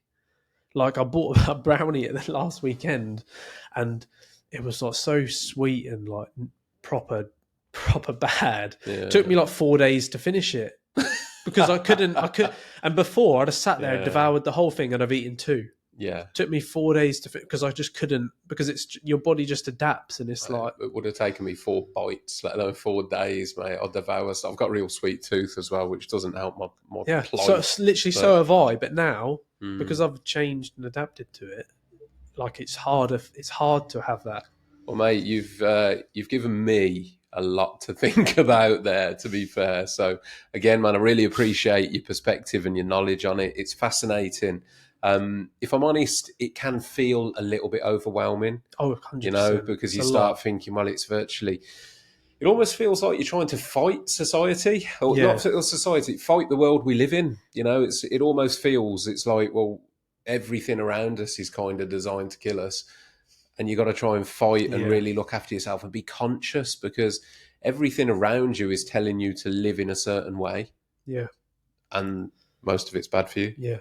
So once you become aware, I guess it's making, like you said, best thing, mate, small steps. Try one thing. Otherwise it is overwhelming. You can't just go at it all at once. You've just got to slightly improve bit by bit, week by week, month by month. And before you know it, you're there.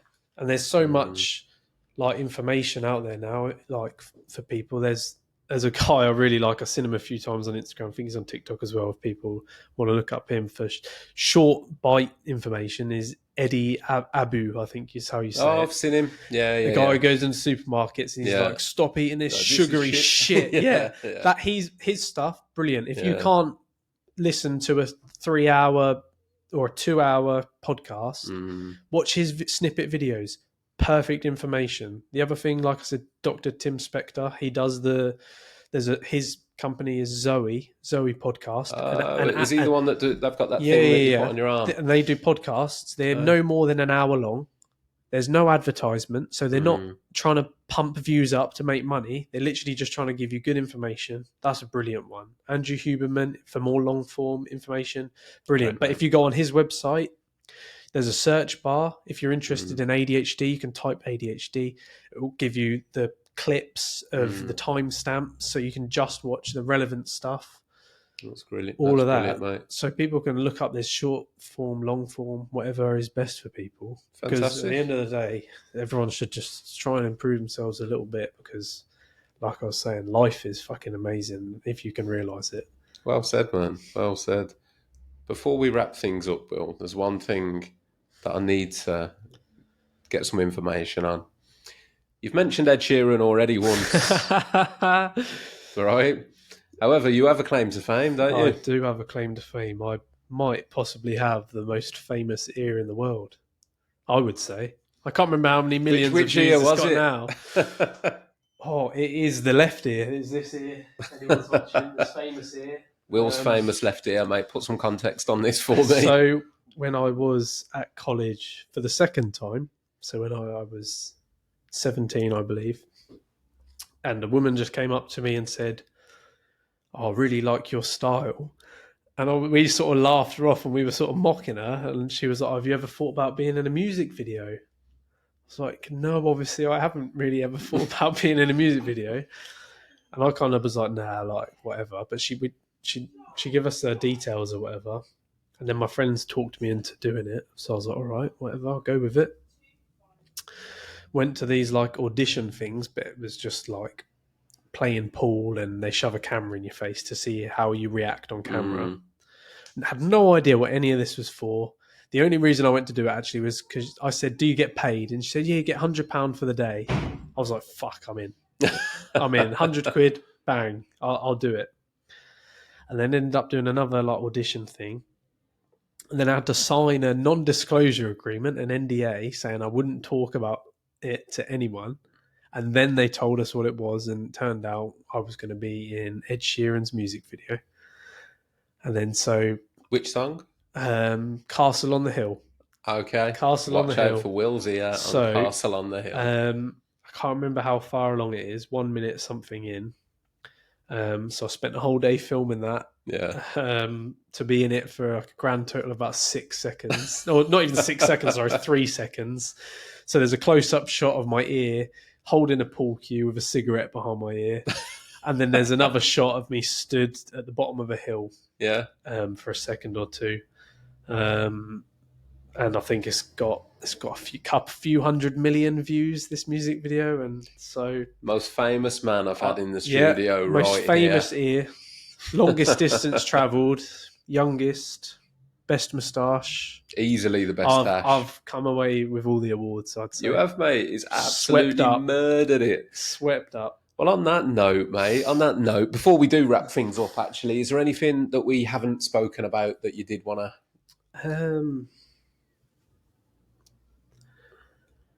Do you know what, actually? Just a quick quote I will leave it with. Something that I heard years ago, and I've always thought about ever since, and especially for people who might be having a shit time, shit stuff's happening, but I've always just loved this quote, and I've lived my life by it since, and it's, everything in life is a blessing. If it doesn't feel like a blessing, it's a lesson. And every lesson is a blessing. I like it. Might seem shit now, but everything happens for a reason, no matter how shit it is. And it might take years, might take months, but you'll realise eventually what you had to learn from that situation. In my education rabbit hole, I went down, a part of that was studying Stoic philosophy. Yeah. So, like Marcus Aurelius, his meditations and that's stuff another like good thing people should look at for sure. Yeah, I do like fantastic. Stoicism. There's a few lessons from it where if you live your life like that, it's a mindset changer. Absolutely. Definitely. For anyone listening who wants to dip their toes in that, a book I would suggest would be The Obstacle is the Way by Ryan Holiday. I don't know if you've... I've not read it, but I've listened to Ryan Holiday. It's like dipping your toe into Stoic philosophy. He's a big fan of the Stoics. And that book in particular is like modern day Stoicism. So very worth Yeah. very well worth looking into. But yeah, appreciate that, Will. Where can people find you, should they wish to? Oh, if you Should they really wish to are find that Will and his ear? interested, I suppose it's just my business Instagram, really. I'm not very active, so don't expect to see my face on there all the time or posts. But it's Listen, the fans have got to know where to talk about at the ear. Blackburn Pro Decs. So yeah, for decorating stuff, I don't really post anything personal on there. I'm not very. Blackburn Pro Decs. This is the most personal anyone will ever find of me on the internet anywhere. So Well, you're all blessed. As always, I'll put Will's details in the episode description if he lets me. He might tell me not to, but I'll put Will's his details in the episode description. You know what you should do, mate? You should get a separate Instagram profile for all this stuff we've been talking about. Genuinely, I think it would be a hit. Like, I was going to say the alternate living, like living the way you should. So if you were to do like another Instagram account for the things like the nutrition and all the stuff that you've spoke about, mate, honestly, I think it'd be massive. I know, really but then what is that doing? True story. You're then taken away from this is that a lifestyle. man that knows. This is a man that knows. So I don't spend any time on socials. It's all got time limits on my phone. Bang on, mate. It's me trying to pull you into the toxic world I live in. But you're out here helping people. Try that is the most noble thing anyone can do, is to help another person. Yeah. If everyone helped one person, it would all kick on. But again, knock-on effect. During my many years of studying things, it probably, the best way to sum that up was when I went through a stage of, I'm not religious, but I studied Buddhism. Yeah. I really resonate with a lot of Buddhist philosophies and Buddhist ways of life. They're very appropriate. And actually, there's a lot of crossovers with Buddhism and Stoicism. And there was a famous Buddhist quote, which essentially goes that the key, happiness lies in servitude. Yes. So, and it resonates because there is truth to it. Yeah. You know, happiness lies in service. And that might sound like, no, how can serving others? But there's a human connection and quality 100%. that would try it. Go and help others. You know, do something charitable and see how you feel. Yeah, do something completely selfless that isn't for you. See how you feel. That's it. Just try it. Yeah. And I found connection with it, and that's what brings me to this, which you could argue full circle means, you know, although it's done for a selfless reason, it isn't, because it's not without benefit. It makes me feel good. Yeah. It gives me purpose. Therefore, it does serve me. Yeah. While serving others. Yeah. And there you go. Yeah. On that note, mate, we'll wrap it up. Thank you very much for coming in and giving up your time, Will. It's been an absolute pleasure, mate. I think. God, we've been going for a while. Waffle. We'll have another record. Longest podcast episode for Will here. I knew that would happen. There we go. I'm pretty good at waffling. All the records, mate. All the records. Well done. No, I appreciate it, mate. Thank you very much for coming in. You're very welcome.